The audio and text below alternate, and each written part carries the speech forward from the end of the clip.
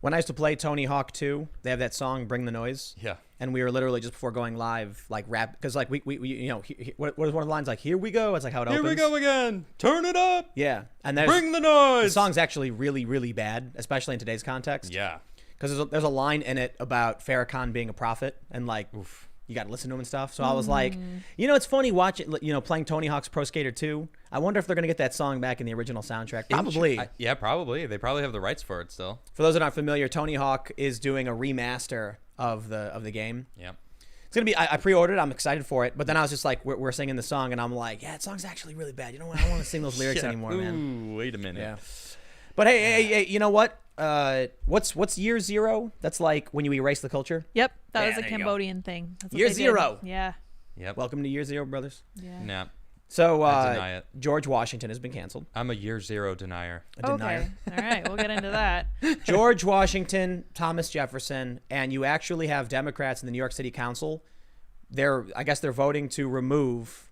They want to remove Thomas Jefferson from the New York City Council chamber, I guess.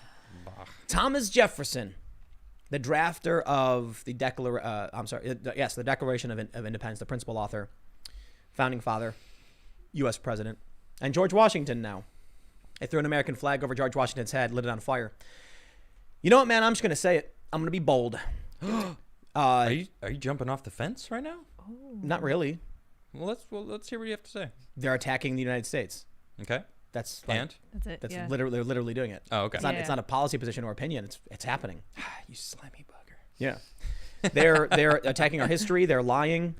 It's basically we let Fox in the henhouse, man. Yep. That's it. And now you've got people who work in our institutions, people who hate this country, and they've been teaching our kids, and they've created a whole generation of whiny, pathetic losers. Yep. The millennial generation is garbage for the most part, as far as I'm concerned. I'm a millennial. Cancel I'm allowed to say it. participation trophies. Cancel them. Yep. Get rid of them. So we actually have so we have a good smooth transition for all of you. I hope you like your transition smooth. Yeah. We got the George Washington statue Smooth story. like some good whiskey. Interestingly enough, man, I'm ashamed to say it. France. Macron. Yeah. Macron was like, "You will not tear down the statues." Just like that. Not bad. Just like that. Not bad. Yeah. They added that for no, I don't know why he said it. He just did. It's like the French thing, I guess. Yeah. How when did we become weaker than the French? I over the past Just now? 10 years. I'll tell you what. First, with all due respect, okay, France was one of the most powerful empires in the world for a long time. Yeah. Napoleonic Wars, they Okay. get credit for this stuff. But after they got ravaged by World War I, they kind of just fell over sideways. Yeah. Cheese-eating surrender monkeys. And yet, here we go. And now all of a sudden, we stormed the beaches of Normandy and we're like, "Don't worry, France, we got you." Now, admittedly, the resistance in France, they were pretty epic. Yeah. But still. Hey, so yeah, they helped us win the Revolutionary War too. So we owe them a huge favor. For sure, So man. I way dig France. before I dig France. Normandy. I'm just saying. Yeah. Look. Forgive me, but America. You know what I'm saying? Yeah. How is France? Careful, Tim. What? Careful, Tim. You might get canceled for just being American Being now. patriotic. Yeah, for sure, I don't dude. know, man.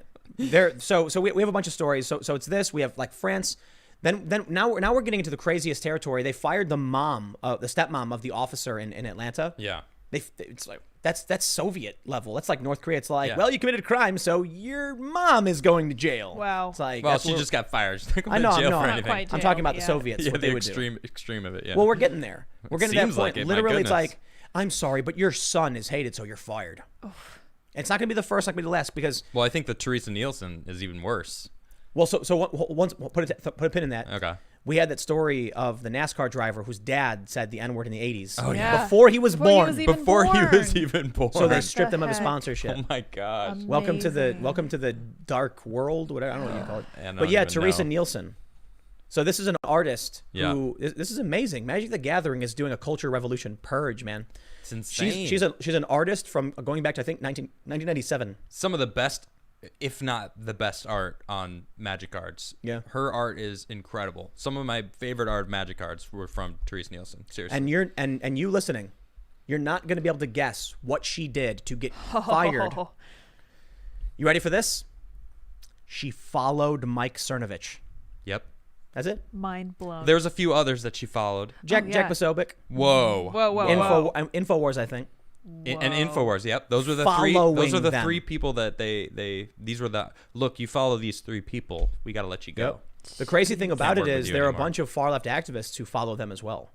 Huh. That's insane. okay. See, they're priests. They're allowed to do it. Yep. Yeah. Only we can distill the knowledge to you. The clergy. You can't actually look at what Mike Cernovich says. Otherwise, you'll be banned and fired and kicked out. It's crazy. That's how they bottleneck information. Yep. So when Cernovich comes out and says something like, I think Cernovich has called for universal health care in the past. Okay. I don't want to misquote him, so I could be wrong about that. But he's had some progressive positions, and he explained it. They don't want you to know that because he needs to be the boogeyman. Right. And not so much him anymore. It's kind of weird. They still bring him up. It's like they've tried. It just doesn't really stick. I mean, there are other people. But yeah, they made the announcement that she'll no longer, she's got some art coming out and that's it, her terminated. Because Twitter users got mad. They found out she followed these people. So you know what, man? We're going to top it all off with the best of the best. Gen Z is dragging millennials for being pathetic. As they should. And they're correct. Yes. 100%. Yep. Kids, This is you for Gen you. Zers, we are in complete agreement. Yep. You know My what? generation is trash. Yep. We talked about what a millennial is in the show, I think last week. Yeah, I think we. And after that show, someone hit me up and they were like, you know what? I wanted to let you know, Adam, you're not a millennial. And I was like, Ooh. That's the best news I've had all day. Why aren't you a millennial? amazing. Why? Do tell me. And they were like, it's not just years. It's a state of mind. And the year thing is so flexible. They keep pushing it back in the 80s. But it's Yeah. like, you can push it the other way too. Push it Sorry. up past the You can push both 90s, ways. We're just playing tug of wait. war. I'm not a millennial. I'm not either then. I don't feel I am. I think millennials suck. I think they're entitled. They have no idea what they have. And none They of us screech. None of us here fit the stereotype of what the Gen Zers say. Like they think Harry Potter is a personality trait. You've never actually even read it. I've never. There you go. I don't know what Harry Potter's like. I know he's got a I got Z it. on his or A a lightning lightning bolt. bolt. Is a lightning bolt okay? One of It's a the Z, whatever, I don't know. funniest things was that I'm pretty sure it was Gen Z saying this a few years ago, like these younger kids pointing out that all of these protests, these people were making Harry Potter protest signs. They were saying things like Trump is Voldemort. Yes. And it's like, is that it? Is that all you got? You've read one book? Read a different book, dude. Yes, It's please. the only book they've read. Seriously. Read some real stuff. Some history. Watch some documentaries. Dude, Yeah. I watched some of these TikToks from Gen Z mocking millennials. Nailed it. Completely nailed it. And the funny thing is, I was like, I tweeted this. I'm like, you realize they're not talking about conservatives. Oh, Conservative no. millennials are posting frog memes. Yeah. They're not getting mocked. Gen Z isn't mocking people for their frog memes. No. No, they're mocking people for their avocado toast coffee and complaining because someone called them a naughty word on the internet. Now, Hipsters. avocado toast is Yeah. pretty delicious, but I'm pretty sure everyone can agree avocado toast is pretty good. Avocados are great. Yeah. But it's like this stereotypical hipster urban millennial thing Yeah. of like, But when you eat it every single day, You spend $8 and you on start it. whining, and you Or- no Dude. $12 Yeah, or $15 on avocado toast. Have It's you like, ever- if have- you're not making it yourself, you're a millennial. Yep. have you seen the deconstructed trend? Oh my gosh. No, what's this? So it's like a hipster Amazing. thing where you go to the restaurant and you'll be like, I'll have the deconstructed, omelet. Oh my god. And it's a tortilla. It's like they just don't make it. They just leave it. So you can get deconstructed sandwiches and it's literally just they give you the Pile of ingredients. stuff. Yep. Here you go, sir. It's the s- That'll be $30, Yes, please. There's also Exactly. there's also a subreddit called We Want Plates, Okay. and it's like a hipster restaurant trend of putting things on random Like objects. wood. All right. Yeah, like there was one a while ago, and I thought it was hilarious because they gave someone like pancakes with syrup, but it was served on a piece of wood, so the syrup was pouring off onto the table. Oh gosh. And they're like, What? there's a reason plates are kind of are Curved? concave. Yeah. So that it stays in. Yeah. Dude, knew? I think, the 80s were a crazy time. Yeah. Whenever I look back to the 80s, that was like the Gen Xers when they were like young or coming into their teens. And you And know what? peop- Yeah, go ahead. I was gonna say like your- people wore like skin tight hot pants with Yeah. like Ooh. hot pink leopard print Yeah. while roller skating, and it was a weird thing. But I'll tell you what, that was a million times cooler than whatever Sounds his like millennials fun. are doing. Seriously. I think it's a product of who you grow up around too. I have a lot of cousins, like a lot. I have like over 40 cousins. Whoa. It's Wow. crazy. Yeah, a lot of cousins. All on my dad's side alone. Yeah. So big family, but I had a lot of older cousins. So growing up in the 80s, I was surrounded by my cousins that were Gen 6, X? 7, 8 years older Yeah. than me. So I was surrounded by that crowd. I was Very I was cool. not necessarily raised, but I was certainly influenced by like the older generation right before me. So I think that's kind of why I'm like, what are these millennials thinking? What are they doing? I don't. You know what I don't think get it is? I think millennials, that the ones that we talk about, they're very active on social media. They're the members of our generation who are late to the party on the internet. So I think about, I've been on the internet as long as I've been alive. My mom had CompuServe through DOS. You remember the dial-up sound? Well, yeah, most millennials do though. Yeah, I do too. Most millennials do, but now I'm talking about DOS shell. You know what DOS shell is? When it just the blinking dot, and you have to like all text. Well, the everything. shell was actually one step beyond the blinking dot. Really? So you had the command prompt, which is the first computers we had, and you went online through typing in, going to CompuServe, and then DOS shell gave you a sort of graphical interface where you could see the list and press down and highlight them and press enter. And I had all the old school games on DOS, and then we finally, I remember getting Windows 3.1. So we've had the internet forever. Yeah. And I've always been online. And then, it started with chat rooms, and then social media emerged. AOL. So I think, for sure. Yeah, AOL AIM. AOL chat rooms. The people that I That was know the thing. who were on the internet very early are all about the spicy memes. They're all about pranks and silliness and just jokes. And the people I know who weren't, because they were like, their parents made them go to soccer practice or whatever, and they were like growing up in the suburbs too. Like, they weren't online. So when they finally got online, they were just like, it was like being injected straight into their veins, and they had no tolerance for it. Yeah. And they went insane. Well, and the difference is like when you get made fun of in school, there's like a social aspect that you're used to in reality, like not in the internet world, in the internet realm. You can feel the nuance of everything. You could talk about it with your friends because they saw it and they're like, oh man, don't worry, that guy was an a-hole. Like, we got you. But on the internet, you're on your own. You're paddling in this huge ocean of nothingness, and it's like, if that's all you know, and you haven't like gotten thick skin from like some real reality interactions with bullies, or because they're out there, they exist, and on the internet, every bully sees you. All the bullies are like, it's a small fish, eat. It's time to consume. I can see it. If you don't know what you're going in blind, you're gonna get eaten. It's a delirium. It's a psychosis. Yep. So there's two big ideas that are kind of bubbling up right now about what's wrong with these millennials and what's going on with social media. Brett Weinstein talked about this on Twitter and then on the Joe Rogan podcast, that the Chinese interrogation techniques to break an American soldier was really, really brilliant. They used really low-level incremental tactics. The general idea being, get someone to admit in writing, they have to write it themselves, something seemingly innocuous that's negative about their position. So the first thing the Chinese would do would say, they would say, okay, if you want food, we want you to write, America is not perfect. And everyone would be like, of course it's not. Yeah. That's reasonable. Okay, and they'd write it. And then from there, you can increment them slowly into writing more and more bad things. Now what they would do is they would give them a very tiny reward. The reason was, if they gave them a really big reward, like a big meal, then the person could rationalize it, I lied in order to get a big reward. Giving them a small reward, the person could write something bad about the United States, and they couldn't justify it because the reward wasn't really worth it, but they did want that little piece of fruit or something, right? Yeah, if they're starving, I mean. So this is one of the things that Brett was talking about. It's you take that idea, put it on the internet, and you have this willful drive towards doing this thing. But I wonder how much China might actually be involved in running bot accounts to nudge people, to make them write these things. But think about it. These people keep one-upping themselves, writing crazier and crazier things, thinking it's reasonable because they're getting a tiny reward. It's not that big of a deal. It's a few likes, it's a few retweets. Yeah. So every day they one-up it, and now they've driven themselves insane. The other thing that's been going around, someone sent me this, that there is a dopamine addiction stimulant. It's a social media stimulant effect. Yep. Where every time you check your phone, you get a dopamine hit. Especially when they smash the like button, smash. That's a good thing, Right. though. It's a bad thing. No, but it is too. No, I'm dead serious. It's like you get it. Oh, they like my post. 1,000 people like my post. Think about how we quantify how many viewers we have, how many likes we have. I know. How many super chats. Yeah. And I'll tell you what, man, you can see it in YouTubers when they have low mental fortitude, and it's most of them. It's almost all of them, to be honest.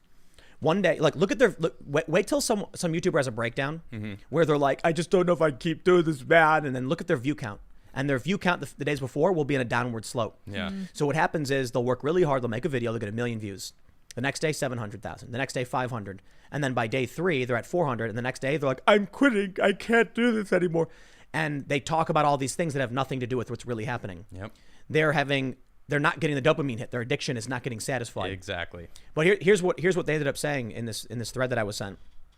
When these people, these millennial social justice types, open up their phone to get that hit of dopamine, they need to put out a tweet that's going to give them those clicks, that attention, those likes. Mm-hmm. So they're one-upping themselves. And now this comes into the Chinese, manipulation technique. But every time they open up their phone and do it, 2 things are happening. 1, they're radicalizing themselves. 2, they're building their addiction. Mm-hmm. And so the delirium idea is going on. I don't call it a theory because I don't know if these people are doctors, is that when you're on stimulants nonstop, it really fries your brain and like builds up aggression and like intolerance. Well, there's literally a tolerance to any kind of drug. I think you can have dopamine exhaustion. Like you can just get too much and then you're like completely like numb to it. So I wonder if that's part of what's happening. Well, what they were saying is that basically it's a psychosis. When you do stimulants too often all of the time, and you get so much dopamine released, you start going insane. Well, then you think about the average diet, like how much sugar the average, person consumes. It's like sugar is the same thing. It's a reward system that like, ooh, let me have a treat and something sugary, and the brain gets like, ooh, yeah, that's reward. So wait. Ooh, I got likes. It's the same thing. So I did a segment the other day about this woman who firebombed some Philadelphia police vehicles. Okay. FBI caught her. Wow. Because she's a moron. Oh, I saw this. Right. So this woman through Etsy, right? Through Etsy and her tattoo, but through Etsy. Okay. So she was wearing a shirt that said something like "Keep the immigrants, deport the racists." Okay. So they did a search for the shirt, found out that it was fairly unique, found a review on the seller with this person's name. No way. Then they tracked the person, found photos, eventually found a photo with the tattoo, and they're like, boom, we got her. Wow. What's amazing about that is that I am unimpressed with the FBI's ability to do that, because I've been doing that since the inception of the internet. Seriously, that's a good point. No, like when I worked for Vice, I would show people how to do basic internet investigations and sleuthing. Mm-hmm. I used to do this trick where whenever I would meet someone and we were doing some kind of business deal, I would like ask them their name. And then while they were talking, I would pull up all their private information. I would dox them in real time. And then what I would say is this: after they talked and introduced themselves, I'd be like, right on, man. Well, hey, I'll tell you what, tonight we have a party. I don't know if you want to come. You have time? It's not going to be too crazy. It's going to be kind of a get together. And they go, yeah, where's it at? And I'll be like, 123 Fake Street in, North Hollywood, California. And they go, what?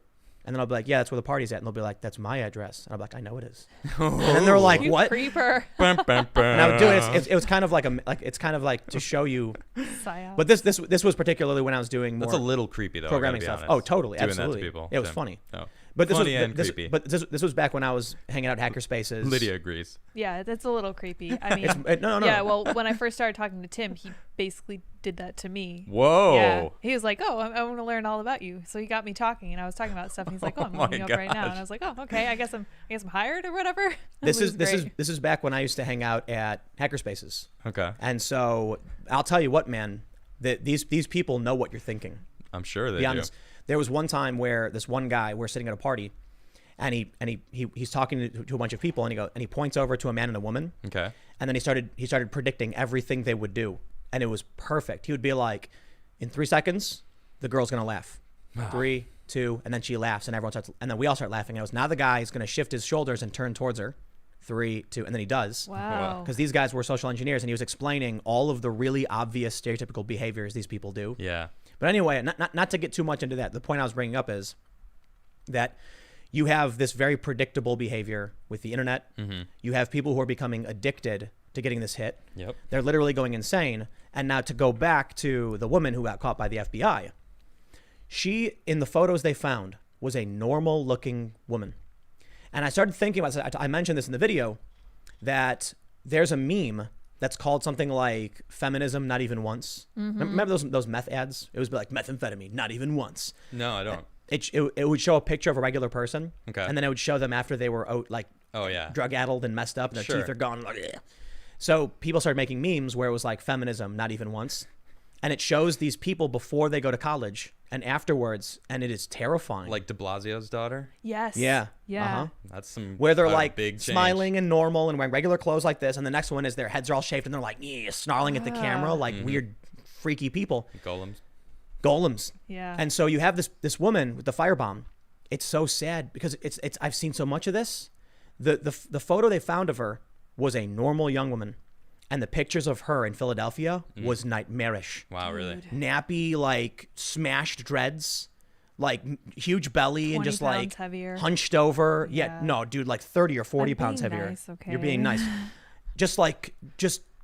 And I was like, I'm not saying this to be mean to her, Right. but this looks like a before and after of a drug addict. And the crazy thing is, a lot of these people are, but a lot of them aren't. It's something happening to them that's transforming their brains into like, it's withering their brain. I think I don't think it's just the social justice at the universities, like they're being indoctrinated. I think that plays a role in making them, in radicalizing them. But I think it has a lot to do with their addiction to social media. It's almost like and probably other things. So someone in the chat just said it's probably Adderall too. Yeah, And I was maybe. like, oh, that's a Or good Xanax, point. You go yeah. to, I know a lot of people that went to college that they're like, I would not have made it through all the studying, staying up all night without whatever they were on. But I'll tell you what, man, the people I know. So I used to hang out at the Columbia dorms in Chicago. Okay. And I knew a lot of regular people. A lot of them today have gone insane and are like drug addled and all that stuff. And it was because they were taking Adderall, for sure. Yep, a lot of them were. But it was because they wanted to do it all. They wanted to go out and party Yep. and do their homework instead of being like, I can't go out today, guys. I got to do my homework. They'd be like, I'll go out. I'll just take a pill. And then Stay they up till 4 like, a.m. you know what, man? It's probably a bit esoteric, but for those of you that are fans of World of Warcraft, it reminds me of the Nightborn elves. Their story is that they became addicted to a magic well. Okay. And then when the magic's like, long story short, when the magic was taken from them, a bunch of them slowly started to wither and become mindless, like shriveled up and like, and like run around like just brain dead. Zombies. Yeah, but it's the same thing for the blood elves too. But that's just a basic idea about drug addiction and withdrawal. Okay. These people have been addicted to the stimulant of social media. Their brains are hooked to it. They, let me tell you something, bro. I was working on an app with a buddy of mine years ago. And the goal, the idea for the app was whenever you check your time on your phone, whenever you click it to see what time it is, you would be served a news story. And so it was a news delivery app for your lock screen. Okay. And when the idea was brought up to me by my buddy, I said, I mean, that's a cool idea, but don't we already have notifications? And he was like, yeah, but typically the notifications you get are few and far between. This is specifically a news story whenever you check your phone. And I was like, yeah, but come on. What do you check your phone like 2 or 3 times a day? And he goes, 140. Yeah. Is the average? The average person's like 140. 140. 140 times they check their phone. And he was like, so what we do is every 10th viewing is an advertisement. And so then we're getting 14 ads per person per day. And that's Wow. huge. Yeah, that's insane. And I was like, whoa. So he ended up making a whole company based on that. And we did our project together, but news was like, we never actually had any ads in it. Okay. But him telling me that, like, we looked this over and yep, it's like 140 times per day people will check their phones. Wow. That is an addiction. Then you throw in what these people on Twitter are doing, and it's really obvious why. They're addicted. They need it. They need those buttons. They need those likes. That's true. So now you have this one dude. What's his name? Palmer. What's his name? Palmer Report, whatever his name is. Palmer Report guy. Yeah. Literally did a Twitter thread saying it's time to re-educate conservatives Man. because they're going insane. They're addicted. They have a stimulant hooked to their brain, Wow. pinging that dopamine over and over and over again. And now they're literally getting to the point where they're like, burn it all down and lock them in camps. Because if you want to get the shares, you can't post the same thing you posted yesterday. It's true. You got to one-up yourself over and over and over again. And now they're at the point of complete absurdity. Nothing makes sense. Everything's breaking down. You got politicians who are listening to this. Could you imagine if your politicians were like, I hear what you're saying, homeowner and entrepreneur, but I'm going to take the advice from the drug addict. You'd be like, but Wait, that's not, that person is unwell. Right. So now you've got 70, it's 2% of the population that are active on Twitter. 2%. 2%. Right. Now, 22% of the population has a Twitter account. Okay. Think about the 78% of regular people who have nothing to do with Twitter and don't even know what's going on. That's the people I refer to all the time. The people who are going to show up to Philly with baseball bats like, don't tear down our statue. Yeah. Right. Wait. People are tearing down statues? Well, No. That's it. We're going out there. These Are they people- coming to our town? It's going to happen. And it's happening already. We're seeing it it. is. Yeah. So now we should probably jump over to the actual first segment. Oh, sure. It's a perfect Oh chance. no, let's just don't we have anything brought up about the Gen Z? I mean, Well, no. this is a George good- Washington being and we'll work through it. We'll get to the Gen Z. The Gen Z stuff is more silly and making fun of Oh. avocado toast. Oh, I know, Very but good. I feel like we did a lot of quality talk about that. I don't want to lose what we've said. We really have set the groundwork for a lot of that exact conversation that we're gonna have. But this is the conversation. This tearing down of statues and the destruction of our history. I mean, you're right. It all And then It's cancel comes culture. it all comes Yeah. together. It's all a product of addiction thing. this same thing. The thing about Yeah. the article I have on Gen Z Mm-hmm. is it doesn't talk about addiction at all. It doesn't talk about. It's literally Gen Z saying millennials are dumb and they read Harry Potter. So it's like. So All we true. basically We're we gonna- basically Check. went Yep. and did it already. No. I want to read you their actual jokes. Okay. But that's supposed to be the cherry on top. Okay, Alright. of Because the we're cherry. we're going to talk about the serious nature of these people have gone so insane. Check this out.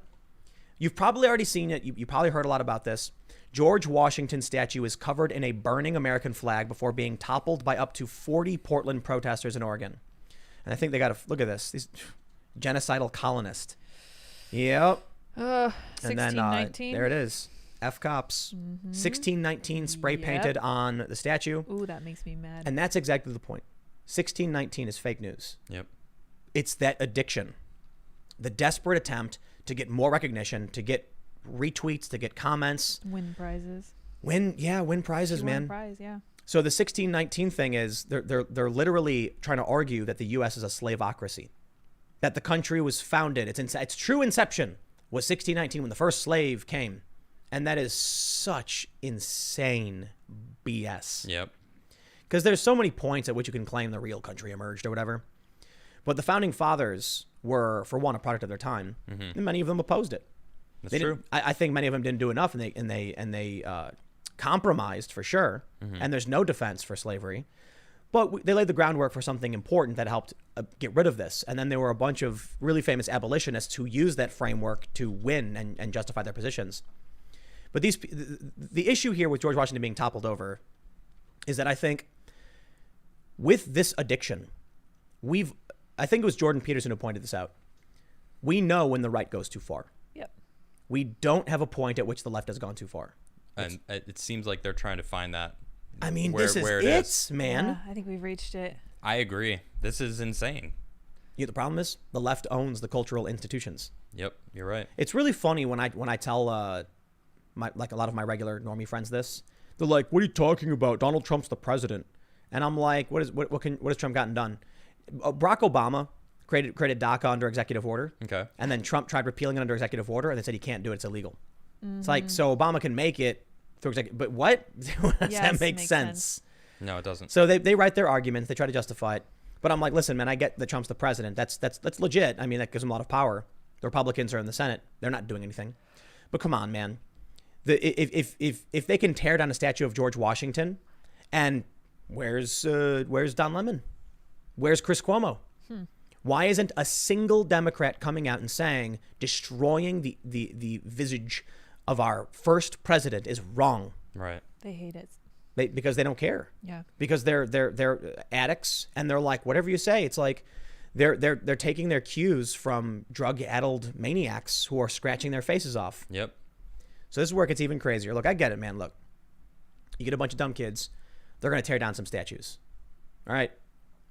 We can say, oh, okay, the kids are playing a dumb game, they're addicted, they're on social media, but it really does reach that crazy point right here. NY City Council members call for Thomas Jefferson statue to be removed from City Hall. That's not the kids anymore. It's not the kids anymore, man. No, it's The not. drug addicts are now in our government. So let me ask you something. Based on the conversation, so for those that may be just popping into the segment, the gist of it was that people use their phones way too much, creating an addiction, and they constantly have to tweet things to one-up themselves to satisfy that addiction. So their rhetoric gets more and more extreme until they're tearing down statues and screaming for revolution. And it makes no sense. This is why nothing they fight for makes sense. It's why they're always eating each other and contradicting each other, because it's just an addiction to get something. Right. But not they have the gist of this mental addiction and how it's withering away their brains and their prefrontal cortex. Could you imagine if we created a government where one party was just completely meth-addled and one party was just like regular working class people? No, I can't. you'd have a bunch of drug-addled people being like, I don't know, I think we got to raise taxes because I need meth. You know what I'm saying? Like, we should knock down the statues. We should melt them down and sell it because I need meth. You'd be like, dude, those things won't help us. That's destroying our country. But you have a large portion of people all scratching and, demanding drugs. No, they wouldn't say that. They would be going and taking the lobbying money. Like, oh yeah, I'm fighting for this. I'm fighting for this. But because I just got paid from this person who is paying me a lot of money to fight for what they want. And then you'd have Nancy Pelosi, and she'd walk into a room and be like, well, the young people really like meth, so we're going to get on our knees and, inject it straight up. Like, just do whatever the young people want. Well, I guess if they're doing it, we should do it too. That means it's cool, yeah. Yeah. Just give them what they want because they're desperately trying to win. Yeah. And then they start compromising where Joe Biden's like, the thing with, meth is that, I'll do a little bit, but not too much. That's literally what's happening with Biden. Only do it on the weekends. The compromising with for the Democrats to compromise with what these activists represent would be straight up like them saying, okay, we'll take a little bit of your addiction. Like, you're unwell, you're completely ignorant to history, and you're violent. Yeah, you know what? We'll incorporate a little bit of that into our party. Now the Republicans are just standing there. I don't know what they're doing. Who knows? Yeah. Their hands in their They're pockets. probably addicted too in the other way around. Because if you think about it, we weren't ready for social media, right? We talked about this. Yeah.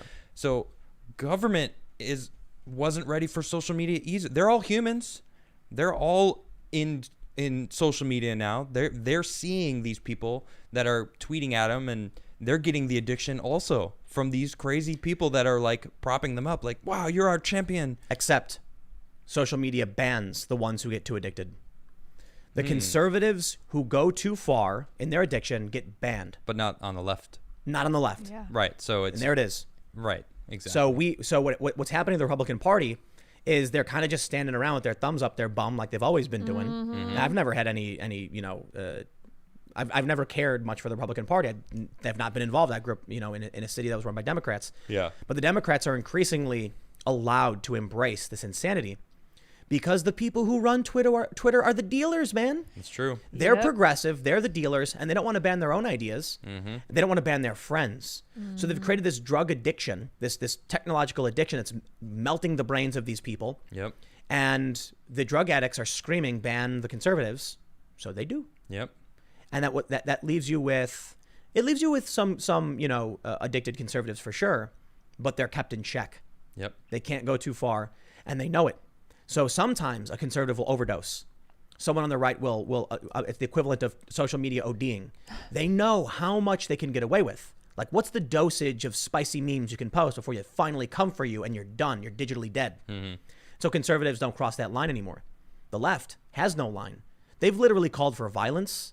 There's actually a Twitter account that was for the George Washington statue. A Twitter account gave the address and said, let's go do it. Facebook, there's someone sent me this picture from Facebook of someone killing a cop with a knife to the throat.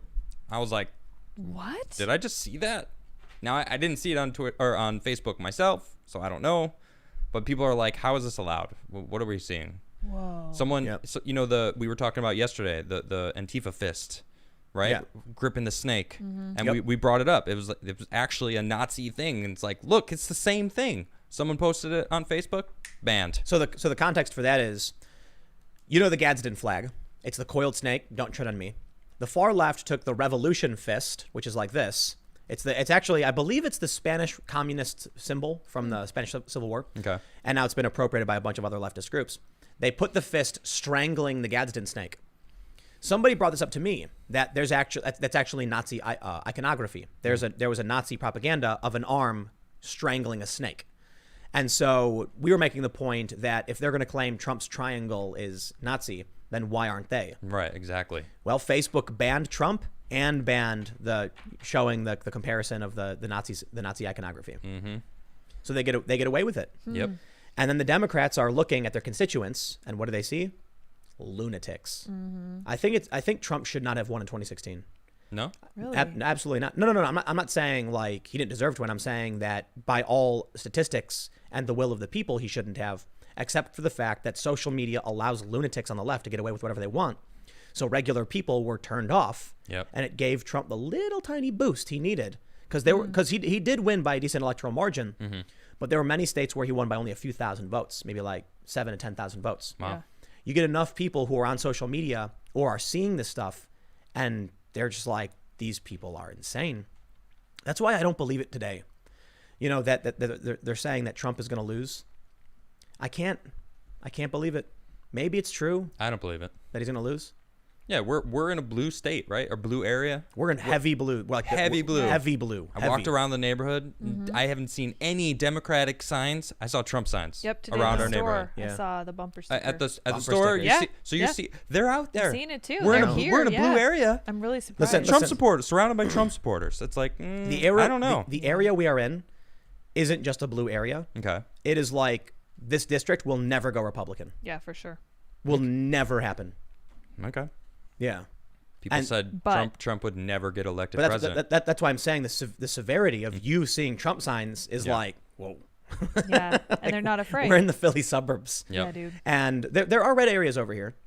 We're very close to Jeff Van Drew, who was a Democrat and turned into a Yeah. Republican. Oh, okay. Which is right. another point to be made. He ran as a moderate Democrat and then switched because he saw he saw the signs. He saw the crazy eyes. Literally crazy. signs. The Yeah. crazy eyes.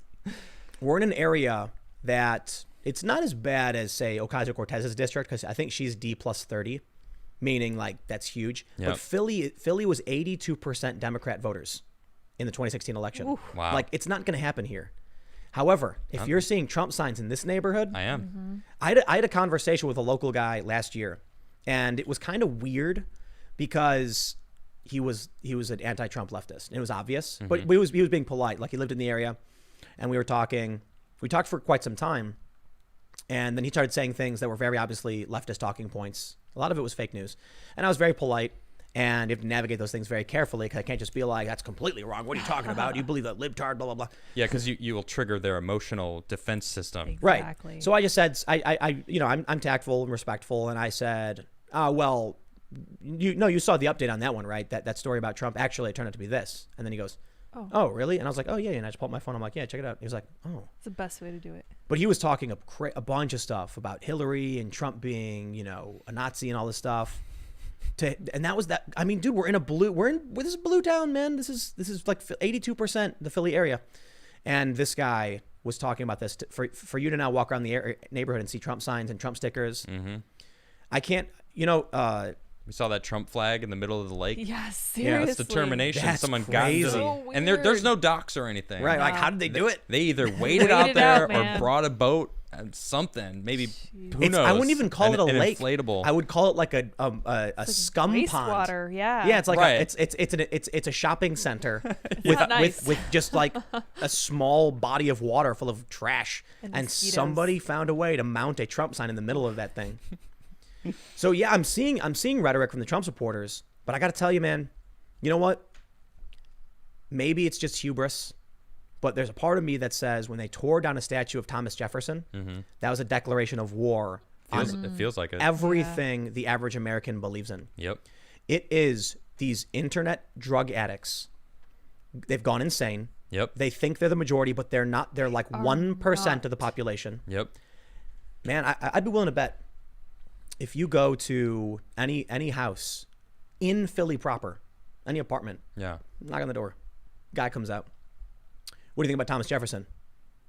This is Philadelphia. That's true. Thomas Jefferson? Yeah, man. He's all right, dude. Yeah. He's all right. What do you think about Ben Franklin? Yeah, good dude. He's George cool. Washington? Dude, we have the Liberty Bell here, man. Right. This is Philadelphia. Yeah. Like This is the founding fathers' town. These men wrote the groundwork that opened up civil rights to be had in the future. Whether it was on purpose or not, you want to have the argument? Fine. But I was watching this video from PragerU about Frederick Douglass. Okay. Very cool. And one of his arguments was he's a very, very famous abolitionist, born a slave, became free. And he said something about, will the American people have the will to live up to their own constitution? And they were pro-slavery people who were like, oh, harumph, but he got him. He's like, I got you. You got to admit it. Yep. It says right there, we're all equal. Are we or not? Yep. That was the beauty of what the founding fathers wrote, whether they intended it or not. And I think they did intend it. I was reading about the rebuttal to the 1619 Project. Okay. historians actually writing about the attitudes. And I looked up a bunch of other sources from before the whole controversy, and they all seem to back up the general idea that although the founding fathers were slave owners, many of them detested it. Yep. And so for like Thomas Jefferson, he actually inherited many of them. And then he wrote publicly. He tried to get, I believe he did get it banned internationally. He stopped the importing of slaves. And so he was working to do what he could to actually stop it. Yeah. Did he do enough? I'd argue he could have done more. I don't know what it was like back in the 1700s, 1800s. Yeah, but that's always the argument. Everyone always thinks that, oh, well, you could have done more. You're someone other than me. I don't want to do anything. Right. You can do more. They didn't do more. I'm screeching at you now. It's like that's this whole thing that we're screeching is become the norm instead of accountability for your own actions. Well, I just mean, look, Thomas Jefferson did a lot of really, really great things. Yeah. Yeah. He was a slave owner. And there were abolitionists at the time, and there were people who were fighting for freedom. And yeah, there could have been more done.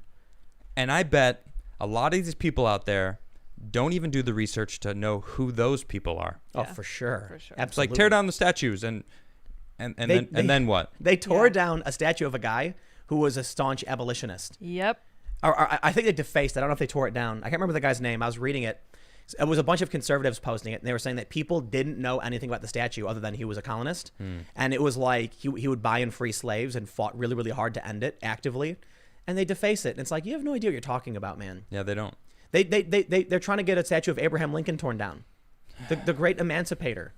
For you want to criticize Lincoln? It was the Republicans were 100% anti-slavery. Yep. It was a new party at the time, and they were like, no. Yeah, the Democrats. The Democrats are the ones that wanted to keep it around. Yeah. You know what's weird about the Democratic It's Party? insane.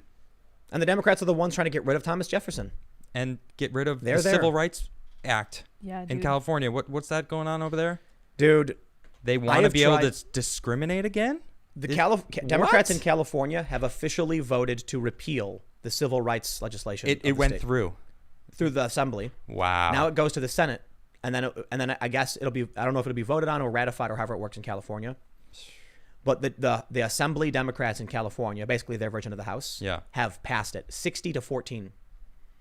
Why would they want to discriminate again? That's insane. The bill literally does one thing. What's that? It strikes through the entire non-discrimination legislation of Prop 209. Wow. So I send this to my friends, and they're absolutely confused by it because the Democrats know how dumb people are. Mm-hmm. They titled it the Affirmative Action Amendment. Wow. Yep. So I sent it to a friend of mine who lives in California, and I said, if this actually gets ratified, I will never set foot in California again. I was like, because I do not want to be made an example of based on my race. And they said, but affirmative action, you have to understand. And I said, whoa, hell, stop. What about affirmative action? Yeah. Did you read the bill? Yeah. I'm like, okay, well, the bill has nothing to do with affirmative action. Right. It literally says that it will, this bill or provision will remove Section 31, Chapter 1 of the California Constitution.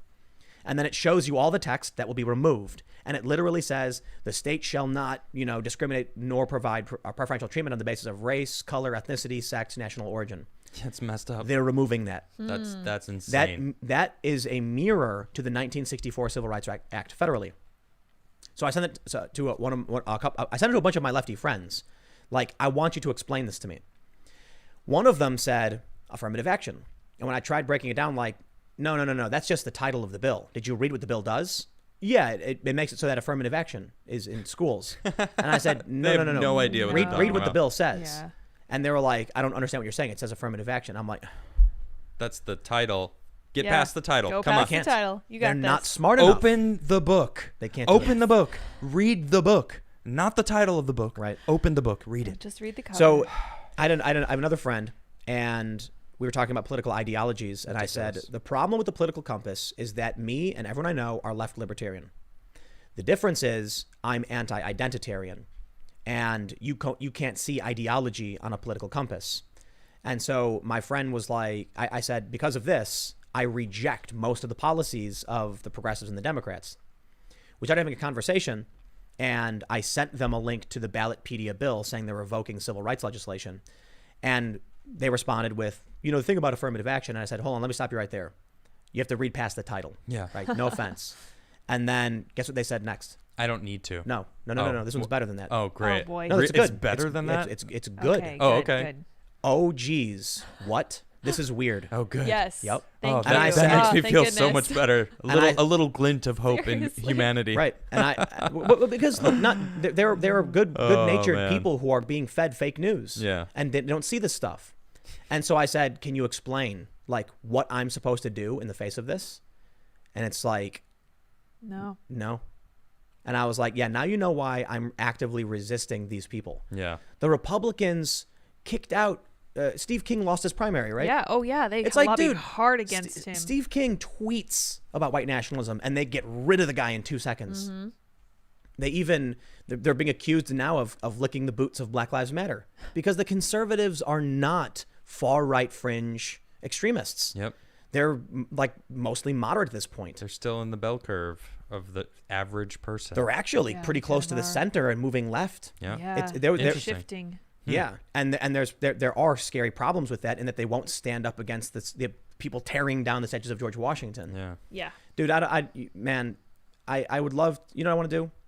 Here's what I want to do. All right. Smash the like button. You guys should smash the like Yes. button. Also, don't forget we're doing the meme contest later. We didn't mention that. Oh, we haven't. Yes. But here's what I want to do. I would love to pay for any one of these people to go to any one of these places they claim is really, really horrible. I'll pay for your trip there. I actually proposed this to somebody a long time ago. I said, we were arguing on Facebook about all of these different political issues and places, and I said, I'll tell you what. Have you ever been to any one of these places? And they said no. And I said, how would you like it if I paid How'd you like to everything and sent you there? Let me know what you need. If you think you need security, I will hire you security. If you want a camera to film it, I will get someone to film you. And ultimately they back out. Of course. I have a friend in Chicago who's posting all this crazy stuff about how racist, white people are and just the whole line. And I said, all right, bro, I'll tell you what, man. Would you want to do a project with me where we walk through K-Town? It's on the south side of Chicago. Immediately stops responding on Facebook. Of course. Immediately just stops responding on Messenger. You know what? You know what would happen if you walked through, like, man, I'm not going to mention some of these gangs, but if one of these scrawny, little lefty progressive dudes that I know from Chicago, Yeah. that I've known for a long time, they know what happens when you walk through that neighborhood. Let me tell you a quick story. I lived on the south side, eventually moved to the suburbs, and I'm skating in the suburb of Glen Ellen. It's good fun. Suburbs, way different from the south side of Chicago, man. We were rough and tumble. That's night and day different. Night and day. Glen Ellen's a Dude. tiny little spot. Yeah. Glen Ellen is like expensive houses, Yeah, suburb, it's Beautiful nice. houses. right by Wheaton, My cousin used to live there. and you're miles away from like your friend's house. Yeah, that's like an hour outside of Chicago, easy. So let me tell you about Southside. Okay, I mentioned this before. A couple miles from my house, my buddy calls me one night and says, "I'm watching someone drag a carpet with feet sticking out of it Huh. in his alley." Literally, I'm like, yeah, so not that far away. In suburbs, I'm talking to my buddy. It was my second car ever, a Dodge Neon, and I'm like, let's go skate in the city. We're gonna go to, I think, the Wilson Skate Park. So I like driving down Roosevelt straight from, because it goes from Glen Ellen, it goes straight into the city. Oh, cool. And then Roosevelt's like 12 south. So you do go through the south side. So we do this. And then I decided to turn left on some street. I can't remember what it was. Probably Halstead or something. Maybe Harlem. And the dude started hyperventilating Really? when he realized where we were. Whoa. And I'm laughing. And he was like, "Why are we here, dude? What are you doing?" And I'm like, "Bro, we're driving. We're fine." And I'm like, "The only thing you got to know is when you pull up to a car at a red light, you don't pull up real close. You leave a full car length." Yeah. Because what they do is once you get boxed in, they run up to your car and mug you. Oh, it seems fine. That's why you always leave a full car length. So if you see someone run up to your car, you speed out and go for it. I was like, we're going to be fine, bro. But he was freaking out. So now this was somebody who was from the suburbs, who knew the reality of the city of Chicago and the gun violence, Chirac and all that stuff. And he was not happy about me taking, like, I'm from the city, dude. And I know people who are way more reckless than I was. But my ultra progressive friends from the city, I'd be like, straight up, man, I tell you what, come with me to the south side where I grew up. We'll go for a walk. How does it sound? Gone. Huh. Won't respond. Radio silence. They know. Yep. They virtue signal on Facebook all this time, but they like to say things like only white people are racist. It's like, oh yeah, you want to take a trip with me to go. like these certain neighborhoods, man? and I'll give you a lesson on racism. Yeah. Chicago is a very, very horrifyingly racist place. It's segregated. It's nasty. Yeah. So it's not even about it's just bad neighborhoods. Yeah. It honestly feels like there's an era of like a war on white people right now. It's like if you're white, it's like you're just wrong. Well, the argument is that your pure existence is offensive and racist.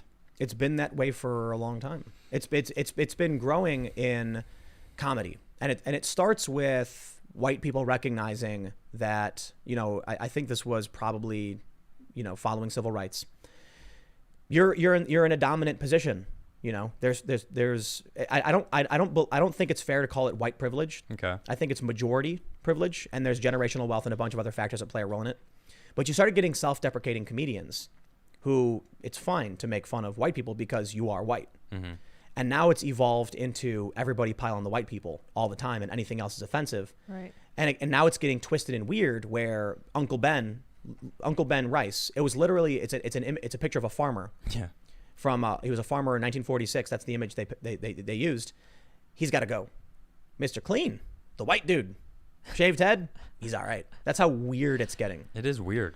So It's all these inversions. the war on white people narrative is kind of a weird narrative. It was popping up for a while. I don't think it's that. I don't like framing it that way. I don't see it that way. What I see is racial identitarianism, period. And so let me break this down. Okay. It's not so much that it's a war on white people. It's the racialization of everything. And the reason Good I think point. that, but it's Asians. You know what I mean? It's racial stereotyping of all races. Yeah. So naturally, you get the evolution of it's okay to make fun of white people. And now you're going to get white people feeling like they're being attacked simply based on the color of their skin. Yep. But then, No, they are literally getting attacked. like physically attacked. Yeah. Yeah. Well, you got to be careful about this stuff too. The videos we see, and there's a lot of them, Mm-hmm. of white people just being attacked. Those probably aren't new. Okay. That's and That's not better. I'm not saying it's better. Yeah, like- I'm saying you have to be careful with this idea that it's a new thing that white people are now being attacked. You go to the south side of Chicago. I'll tell you all about. But it's not. I've been attacked. You've been shot at. I have. that was not a race thing though. Right. But I have other situations that were complete. I told you about my uncle. Like I lost my uncle because he Yeah, was a dude. white man, and they thought that he had money because he was white, and he got shot and killed. Yep. And it's like, did that make me a racist? No, But this is not at all. What's- But what- it exists. I see it. I know it exists. I'm not going to let it change me though. The scary thing about what the left is doing is that it's creating white identitarianism, which was like going away Yeah. after civil rights and, you know, the Loving v. Virginia, and then other provision, you know, other amendments that have been made over the past several decades. We were truly getting to a point where race, it was considered, taboo to use that as a pretext for anything. Yeah. And it became it became an afterthought. You still had comedians who would bring up race and make these points, and people recognized there was a lot we had to do, but we were getting away from using race as a pretext for anything. Yeah. The left brought it back.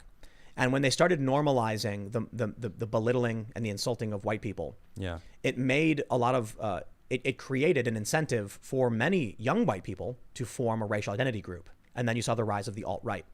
That's a good point. So, however, the issue, though, is what they're doing in California is it's not about white people. It's about them controlling and segregating everybody. For Yep. whatever reason, I don't know. Yeah, they want to keep us separated so we don't rise up and take over the establishment that has kept us in control for so long. It's almost blaringly obvious to me now. They don't want us together. They don't sure. want us to rise because we'll take over. That's what we need to do. We need to take over. Well, Trump is a populist, and that's why they hated him. Yeah. And Bernie was the left populist, but Bernie played ball in 2 seconds. Yep, that's He right. immediately, you know, Bernie Sanders said on the debate stage, and I love telling this to people because they don't believe me.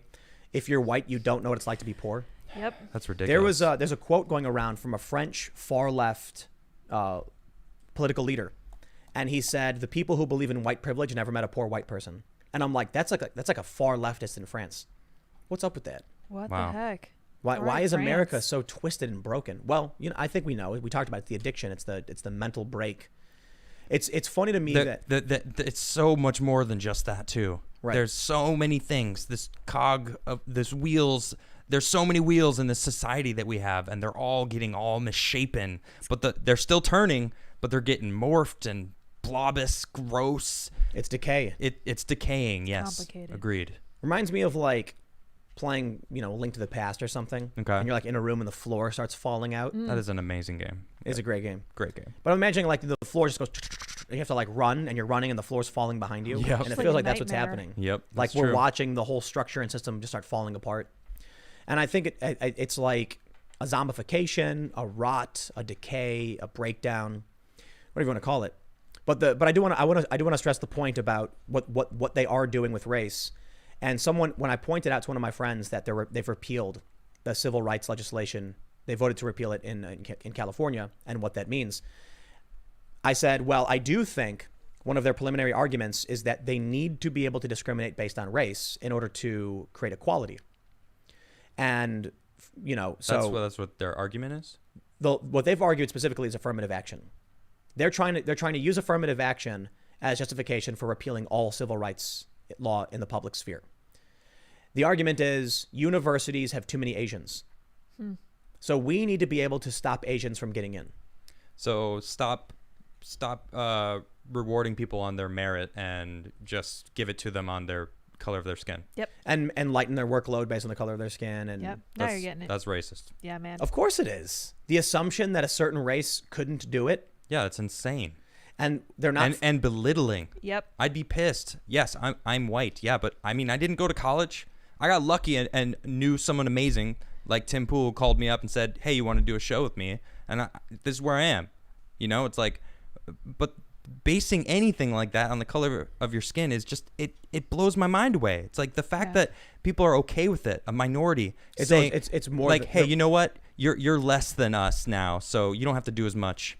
It's like, it's- how belittling is that, man? They- I'd be pissed. They Yeah. don't just think it's okay. They are actively trying to make it happen because they think it's good. Amazing. Man. So, but this is the main point. It's about all of the races. I don't think it's an attack on any one race. I think it's literally them being like, we want to make sure you're all digitized into nice little packages where we can separate you and control which group goes where. Mm-hmm. So when they say we And can't who have votes for who? the craziest thing about Asians, when they say there's too many Asians in the university, a lot of my progressive friends go, well, it is true. There's like a disproportionate amount of Asians. And I said, what does that mean? What Asian? Yeah. What Indian, kind? Yeah. Chinese, Yep. Laotian, Vietnamese, Korean, Japanese, Filipino. Come on. Malaysian. They have no idea what that means. They don't. Yeah. They don't have any clue. So you're telling me that you've taken half the planet, put it onto one continent, and then said true. this entire ethnic region, that the Eastern Hemisphere, is now one group. It's insane. Wow. Yeah. So I have to wonder what their real motivations are when they try and argue that a poor Vietnamese immigrant is the same as a wealthy Indian immigrant, Right. or a poor Vietnamese kid born in America, second generation, growing up in the ghetto. They say, well, no matter how hard he works, we're not gonna let him go to Harvard. Amazing. It's like they're trying to create a caste system, and they found their in. Seems like it. You know what, man? We gotta make fun of millennials because I'm getting this is too deep. Yeah. It's just too heavy Get for light. me. Wonderful. Let's do that. That sounds wonderful. That sounds good. I want to And laugh. We it's- didn't even it's talk so about Wizards easy, of the though. Coast either. We could do that.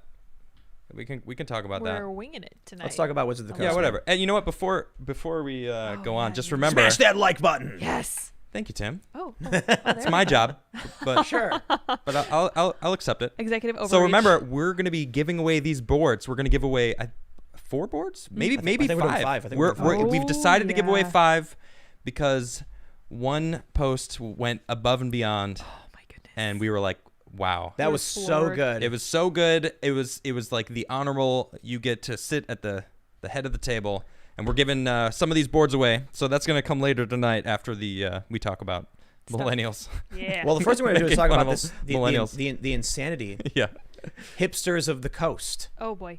Check out this story, man. Sisters of the Coast. Wizards ends their relationship with Therese Nielsen. Ridiculous. Look at this beautiful piece of art. That's an amazing piece of art. Look at the My intricate goodness. depth. I This is believe that incredible. is Hannah, Hannah. ship's navigator. I might be Oh, wrong. Whoa, that's an old card, huh? No. This one's from New? a commander set. Ah. When they brought back a lot of like the old Well, let's old get guys, to old the characters. context real quick for those that aren't familiar. This is an art from the Magic the Gathering card game, which we've been talking about quite a bit because there's a culture revolution going on where they're purging now artists and old cards for their art and function, and it is some of the most insane nonsense I've ever seen. Many levels of insane. If you are someone who is concerned about the culture revolution and the culture war, this is going to melt your brain. Yeah, this is insane. This is one of Magic the Gathering's prominent card game. I believe it's the most prominent physical trading card game in the world. Maybe. Because I think some digital card games like Hearthstone. Yep. But Magic the Gathering is, I believe it's the first trading card game, actually. I mean, think it was. It might not have been the first, but it was definitely the one that took off and I think stayed. it was the first. Really? I do. Cool. Yeah. Cool. I could be wrong. I don't know that but for, I do think so. for certain, but This artist, one of the most prominent artists who's ever created, she's been with Magic the entire time. Teresa Nielsen is an incredible artist. She's been making art for Magic since the get-go. I'm pretty sure she was one of the first. Maybe not the first, but I mean, at least 20 years she's been doing artwork for Magic, and it's always been incredible artwork. Well, she got fired. Amazing. She's gone. She's gone. Oh, yeah. They got rid of her. She followed the wrong people on Twitter. Amazing. That's it. Yep. Let's see insane. how Hipsters of the Coast frames this. They say Thursday evening on Weekly MTG Wizards of the Coast, on Weekly MTG Wizards of the Coast revealed they've apparently ended their relationship with controversial artists. Oh, it's Oh. controversial now. Think about that. You could follow. What if you followed, like, I don't know, Papa John's, and they were like, well, but Papa John said the N-word and he got fired. Therefore, you're a out. bigot. Yep. You're out. Oh my This god. is You're Inquisition, gone. man. We haven't commissioned new art from Teresa Nielsen in quite a while, said Doug Bayer, principal game designer on world building team for Magic the Gathering. The last product that will have any reprint art from her is this fall with Zendikar Rising. Oh, that's good to know. Bayer's statement, oh, look at this. Bayer's statement is Wizards of the Coast's first acknowledgement of the controversy surrounding Nielsen.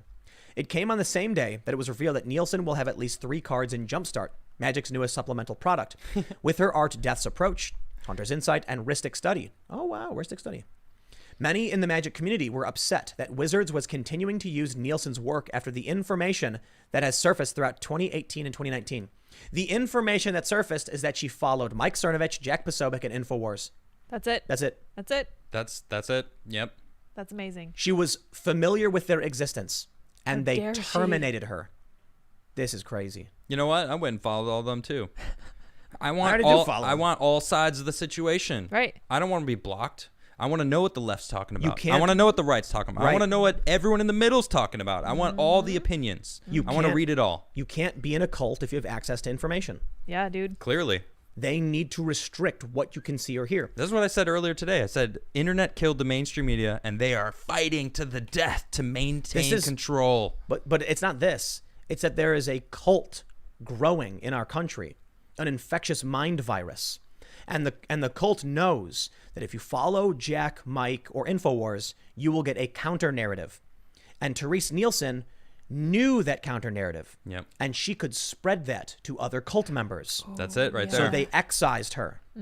That way she could not tell someone what was, I don't want to act like it's like Mike, Jack, or InfoWars are giving you the truth, just a different opinion. just- Well, I'll tell you what. I never followed her on Twitter, but I'm gonna go find her after the show Yeah, and I gotta follow look her. up. No, you know, man. I like her art. Her art's she- amazing. When she got called out for it, she unfollowed them. Oh, seriously? Yep. Weak. So She's so like, wait, so wait, you wait, know wait, what, man? but don't cancel me. Nah, Have a spine. We talked about this the other day. she could, because if she came out and said like, what?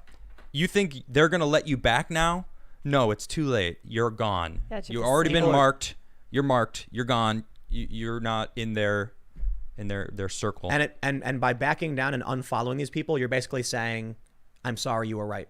Exactly. You're basically giving in, admitting that you did something wrong, instead of just being like, I follow a lot of people.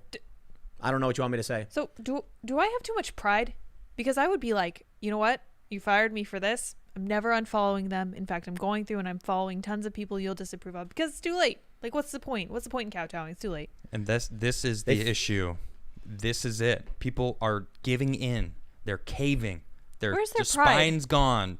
They're giving in and letting these people run over our country, pull Yeah. down statues. Like- It's insane. I don't get it. She could have said something like, oh yeah, I noticed some activists were tweeting about how like awful they were, and I was like, whoa, like I better like check 'em see what out. they're doing because this is bad, especially if they're influential. And then what are they gonna say?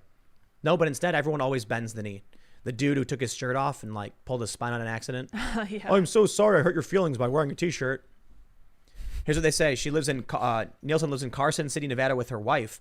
Was one of Magic's most popular artists and began illustrating cards in 1996's Alliance expansion. Dude. Okay, so it wasn't right in the beginning, but 24 years. 3 years. That's 3 years later, incredible. 24 years of doing magic art. For And look what they this. say. Look, in 2018, people noticed that Nielsen had been following members of the alt-right and conspiracy who's that? theorists. Who's the alt right? Well, so What? Jack Posobiec Uh-huh. and Mike Cernovich had, I believe they did. They called themselves alt-right. The kind of like alt-light type figures. I No, guess. but they initially did say they were alt-right. Yeah, 'cause a they lot didn't- of people did though. they didn't know what it fully was. understand it. Yeah. Yep. And it was like the perfect Trojan horse for all these alternative personalities or whatever you want to call them, where they didn't know what alt-right meant. That's so funny because this was pitched to me by a literal family member. I've talked to you guys about this person. They pitched it to me and they're like, how'd you guys like to be part of this group? It's called the alt-right. And I was like, well, what does it mean? So they Someone kind of, pitched it to you? yeah, they pitched it to me. They're like, do you want to be part of this? And I was like, no, thank you. Well, think about it. Thanks, But though. you didn't know what it Appreciate was. I had no idea. I'm like, it sounds kind of interesting. I just don't know enough about it. This is what I tell you, man. I don't want to be a part of anyone's group. Right, Get away. yeah, Get it's away. Get out of here. dangerous. Yeah, no, it's it's not about being dangerous. dangerous. It's like, I don't know you. Right. Well, you don't know. And you know what the bigger problem for me is?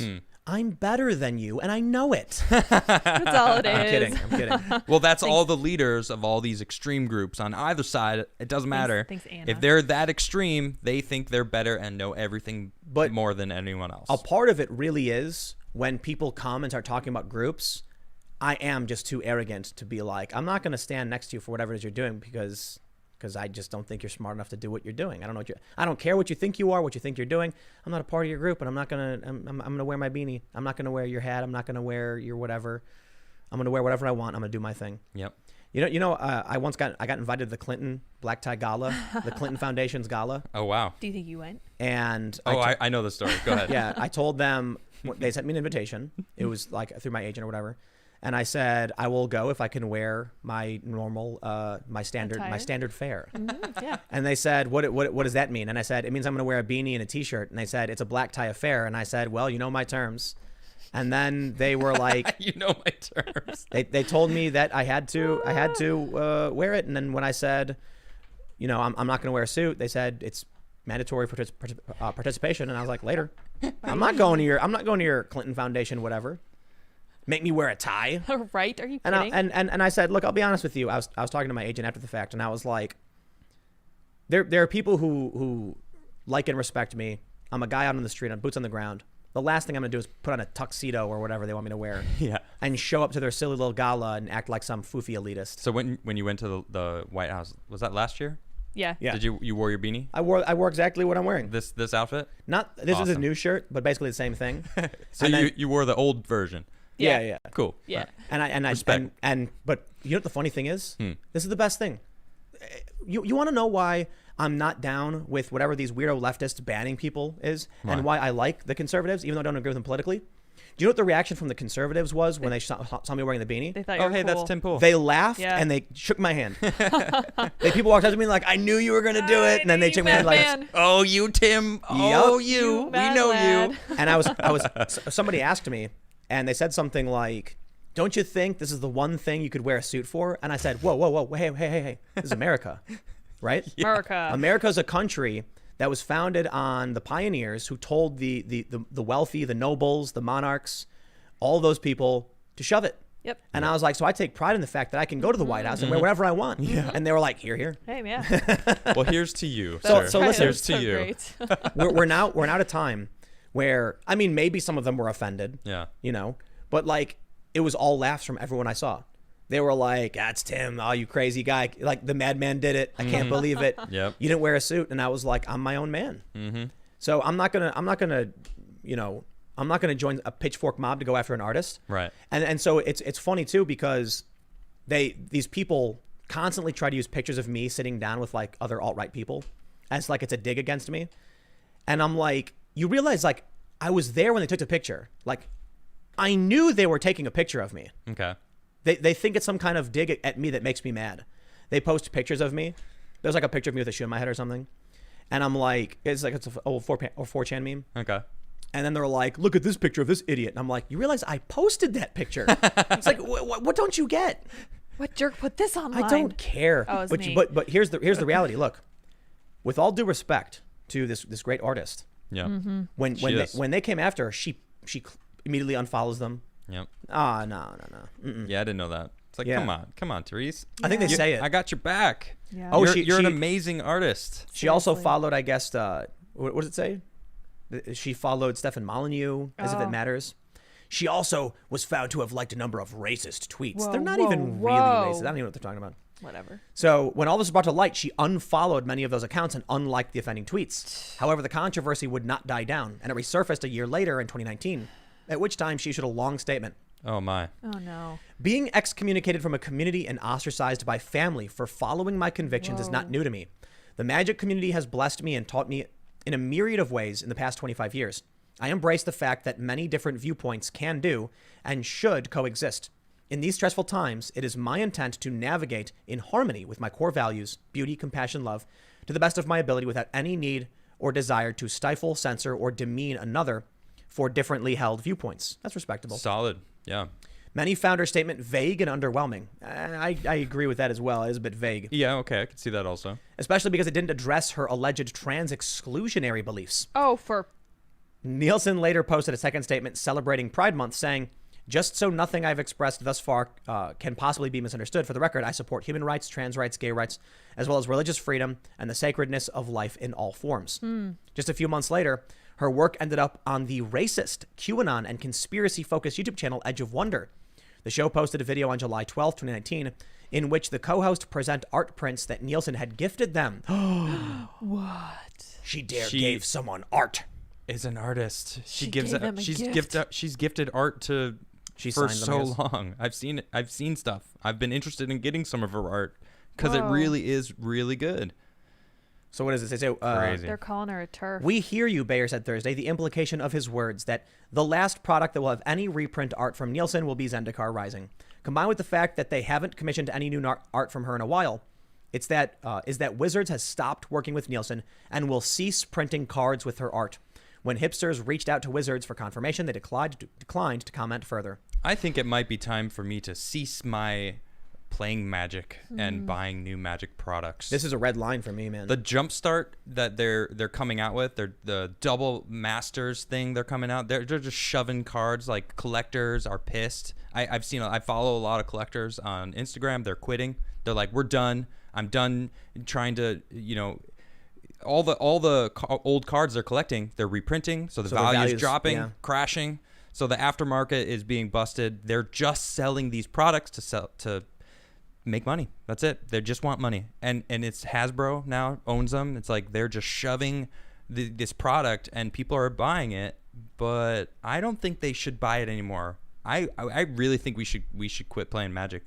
Just quit. Should we quit? I think we should quit. Man. People want to. I did I a have a tweet yesterday. I was massive like, collection. people are like, oh, you and Tim should play Magic, and I was like, oh, do people want to do it? People seem to want to see us play, but honestly, I didn't. We've been working on feels our like own, a waste of my time. We've been working on our own card game Yeah, that we wanted to do kind of like a tabletop that could be popped out of the box and anyone could just play. Yeah. Not like so. For those that aren't familiar with Magic, there's like 20,000 cards, a bunch of different formats. There's a secondary market where cards have ridiculous values in the thousands of dollars potentially, Yep. down to like 50 cents. And we want to make something more fun and simple. There's a lot of games like this that are just like you pull the deck out of the box and it's just like a deck of cards. But I think maybe we really need to quit Magic and make a more fun, I think we should. and to get away from their insanity. Yeah. And we can hire this artist. Yeah, you got an artist you can talk to. But this is spreading. This whole thing is spreading. Let's talk about the stepmom. Oh yeah, dude. So we got another article here. You wanna read this one? Yeah, sure. Got it Here. pulled up? Yeah, pull it up. Sweet. Stepmother of the Atlanta cop charged with shooting Dade Rayshawn Brooks is fired for her job as a mortgage company's HR director because of employees creating a hostile working environment. So her employees are creating the hostile work environment? Let's read about it. Let's see. You know what I think she did? What? I think she defended her son. Yeah, Stepson. probably. And they were like, "How dare you?" How dare you Yep, that- defend your son? That Yep. would make sense to me. Yeah. That would be controversial. what's up. Let's see. Garrett Rolfe's stepmother, Melissa Rolfe, had her employment at the Atlanta-based Equity Prime Mortgage terminated this week The company said Melissa, an HR director, had violated company policy and created an uncomfortable and hostile working environment. They said the violations came as Melissa was transitioning to a leave of absence granted by the firm. It is not clear what Melissa said or did to warrant her firing. Melissa apparently wrote to Georgia congressional candidate Marjorie Taylor Greene, calling what is happening to her stepson nonsense. News of Melissa's firing came just hours after Rolf was taken into custody after being charged with felony murder over Brooks' death over a week ago. The sins of the father. This is what they do in authoritarian and communist. Freedom of speech is dying right in front of our eyes. It's dead. Come on. It's not dead. It's on life support. We're still here right now. Yep. This would have been shut off if it was dead. People don't want us talking like this. No, I think freedom of speech has. It's dying. It's No, it's not dead yet. I think it is dead. Okay. Can you say? Are there things you can say right now that would result in this video being taken down? Yep. I mean, we've talked about social media. We talked about it. We can't say certain words, and you're like, I don't say those words. You can't say someone's name. So you know, it's not bending the knee, but it's tilting slightly towards YouTube. It's the same thing. You know, what's the difference? In my circumstance, there's not much I could say that would get me banned, because my opinions are rather moderate. Okay. There are opinions you can have that you would be banned for instantly. And yet there's words you can say. You can't insult veterans on YouTube. Really? You can't insult veterans. Huh. Yep. What do you mean? How do you mean? Like insult them? You can't. The same. It's hate speech. Like call them a name? Yeah. Or you know, if you were to say something negative about veterans, YouTube will strike your channel. Wow. You can't criticize someone for their immigration status. Okay. There's no free speech. Free speech would be now we recognize under the Supreme Court there are limits to speech, and I believe it's fair to say, like, telling someone to go do something and then they go like commit a crime. Incitement. Yeah. Incitement is a limit. Expressing your political beliefs, no matter how detestable, is free speech. Yeah. YouTube doesn't allow that. So if I'll put it this way, if free speech is a range of opinions from -10 to +10, and you're only allowed -10 to +2, it's not free speech. That's true. An entire Yeah. quadrant has been purged from YouTube. Someone in the comments said it's on life support. Yes. Yeah. That's pretty accurate.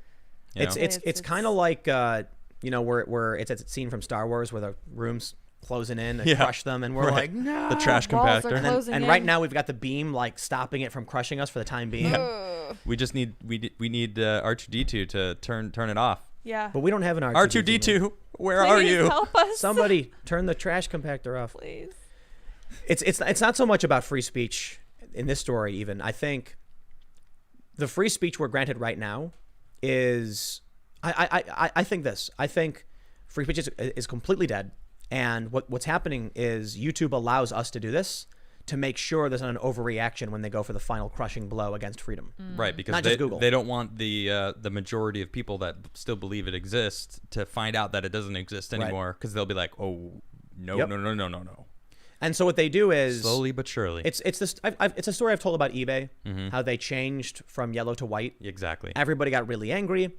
So then what they did was every day they added one more shade closer to white, and the background over 1 year turned from yellow to white without anyone realizing it because it was so slow and gradual. That's what they need to be careful of. Yep.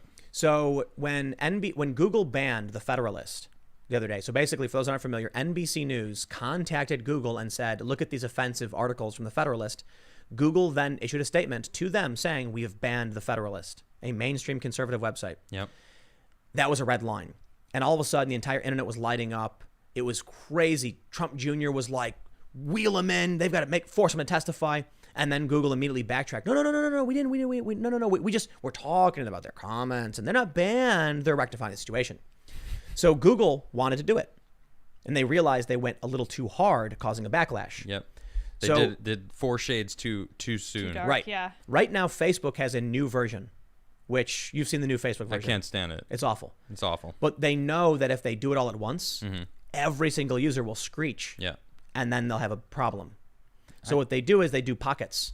They actually changed Facebook for me, and then a week later changed it back. Really? Yeah. It was weird. I think I know why. I stopped using it.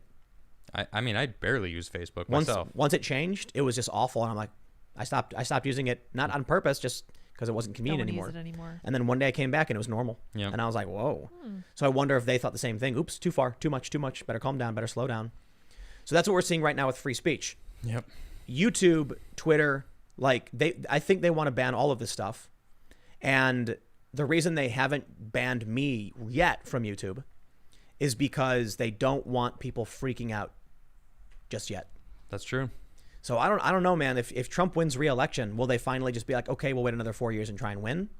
It's crazy to me that they're willing to blow everything up to try and stop Trump from winning another 4 years when they could just wait 4 years and then run their candidate and try and win when Trump can't run for re-election. That's a good point. But they're insane. So yeah, I do think Yes, that they are. it's only a matter of time. Look, if these companies are going to fire the family members of people involved in these stories, Yep. I think we're well past the point where speech is an issue. I think to them, they're like, Tim Pool is acceptable. He's the, like I was saying, the -2 to +10. Yeah. Yeah, Tim Pool's a 0 for the most part. Maybe a +1 because he rags on the Democrats so much. But he's nowhere near conservative like these other people. Yeah. Like when I was on Crowder's show the other day, like Crowder's much more opinionated and forceful on his view. Totally is. Yeah, not like I'm not. And But so they it's- already demonetized him, didn't they? I think he's still demonetized for sure. I don't know his what's going on with his business, but they demonetized a ton of other people. You know, we saw Luke and Ariel get stripped from the partner program. True. So they're getting rid of their undesirables, Mm-hmm. but they need to keep a few people. Otherwise, everyone would screech and panic. And then what they want to avoid is being hauled into the Senate hearings Yep. to testify, although it doesn't do anything. Right. So they're like, they know there's a line. For years, we have seen them continually push the line.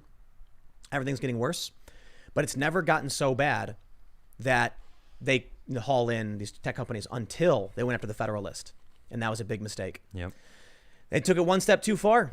And now they may actually get hauled in to testify. They and better. now the DOJ has released guidelines recently on what they have to do, what they should do, and how bills should be drafted to prevent censorship. I hope so. I feel like somebody was watching my video because one of the changes is that they would define objectionable content as unlawful. So what I've been saying about Section 230, which shields these big tech companies from liability, is that they should make it so that big tech companies, so long as they only remove content that's unlawful, then they're not liable for what is said. If they start removing, political opinions, they should not be protected. Like Facebook is literally publishing editorials. Yep. So when I logged into Facebook today, I got a big thing about the importance of Black Lives Matter. Yep. I saw that. Yeah. That's a publisher. Mm-hmm. And so if the New York Times, sue them for what they publish.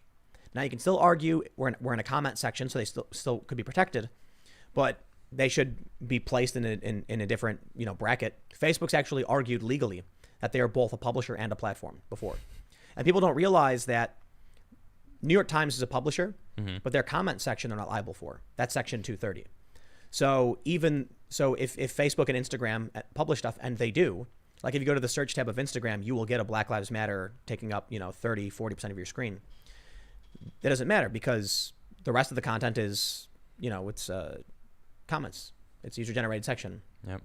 So they're going to get away with it. And maybe the DOJ changes will come through.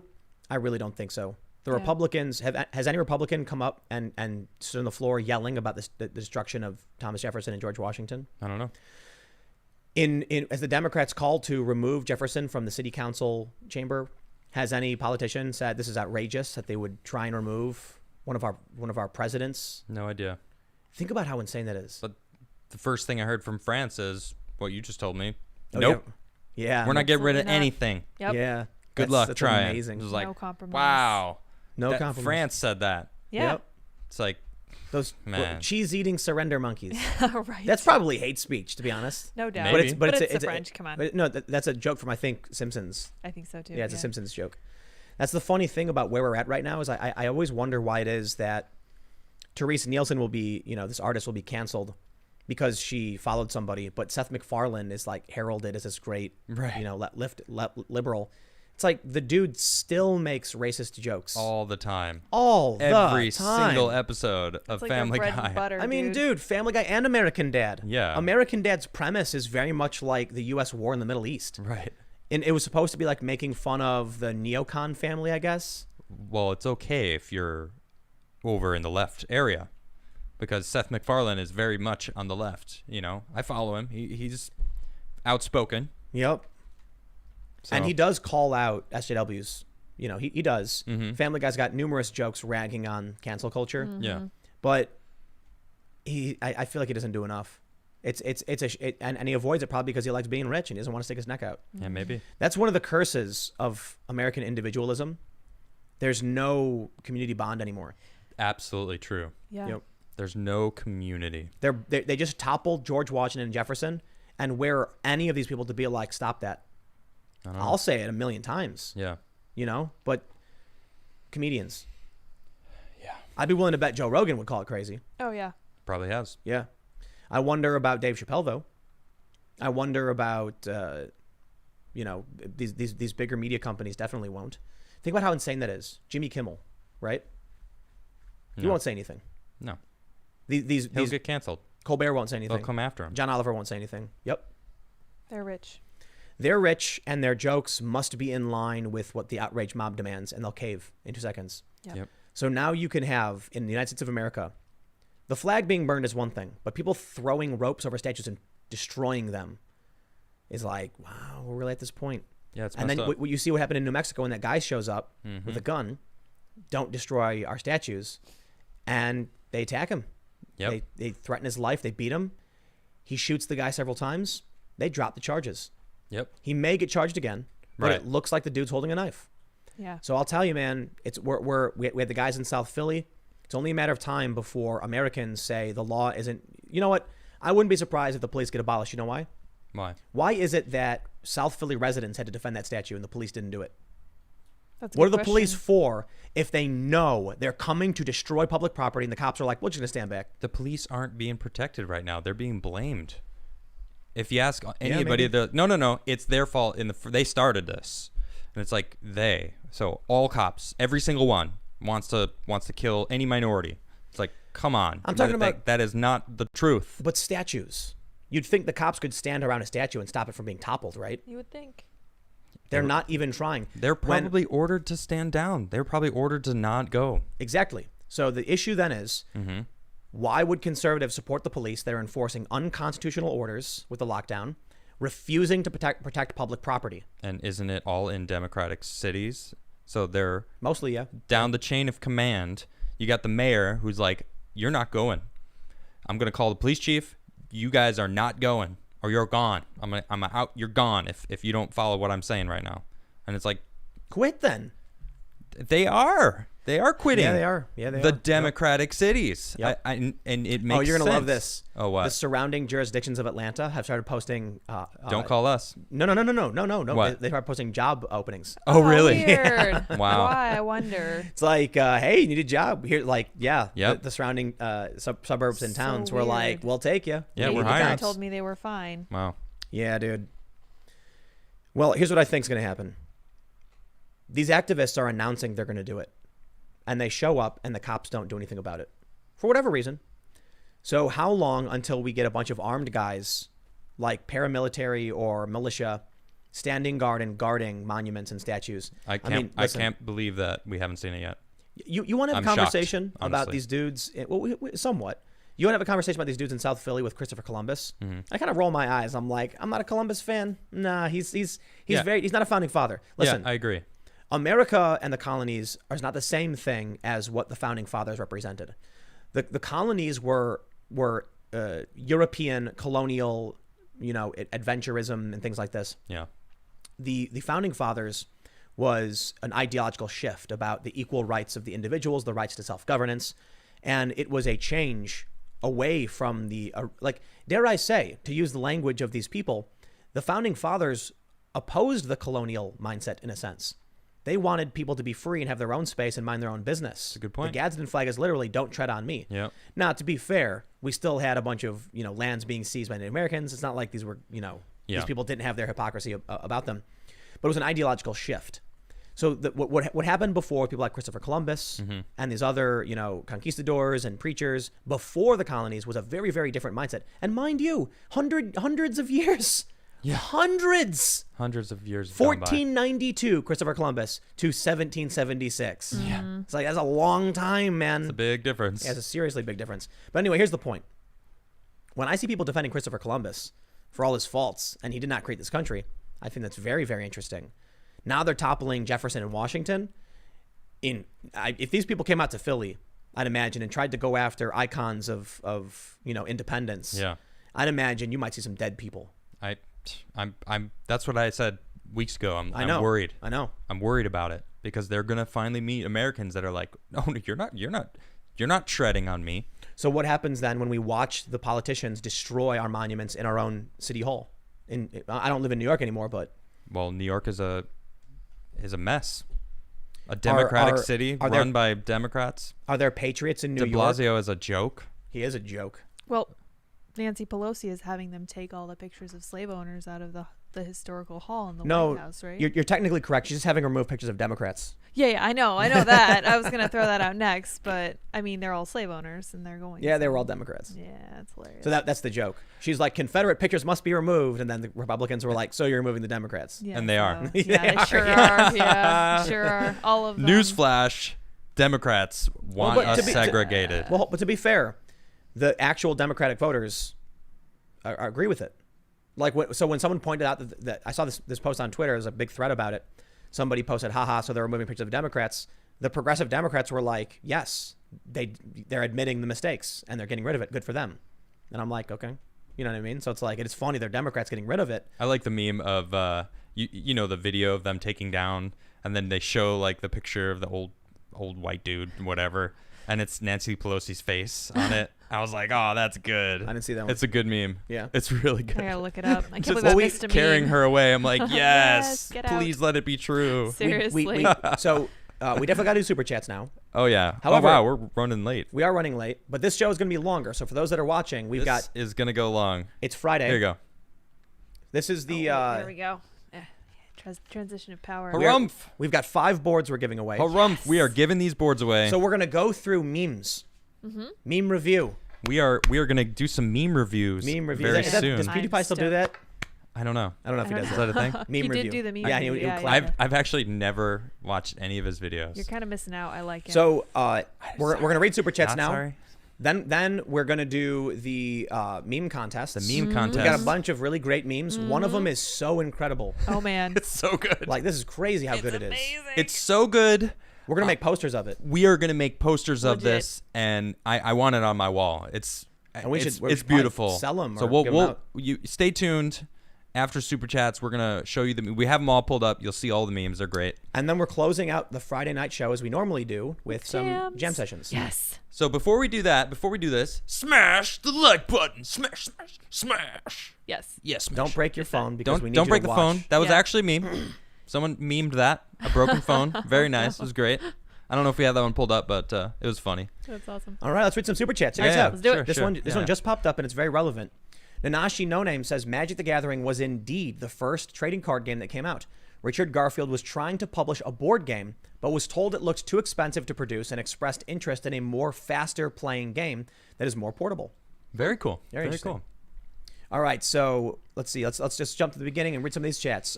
Cole says, with everything going on, I've never been more afraid to be white. How is this justice to some people? This isn't what our country is about. It's about spinning the UFO. Oh, That's very, true. very clever. Very true. I love it though. Historical It is. precedent. I am free to spin this UFO. That's right. Fractal says, Tim, did you see the video Trump posted yesterday that got fact-checked for being manipulated?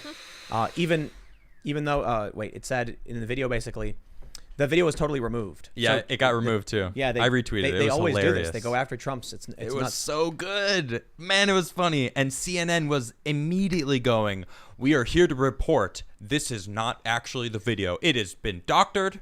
He doctored that video.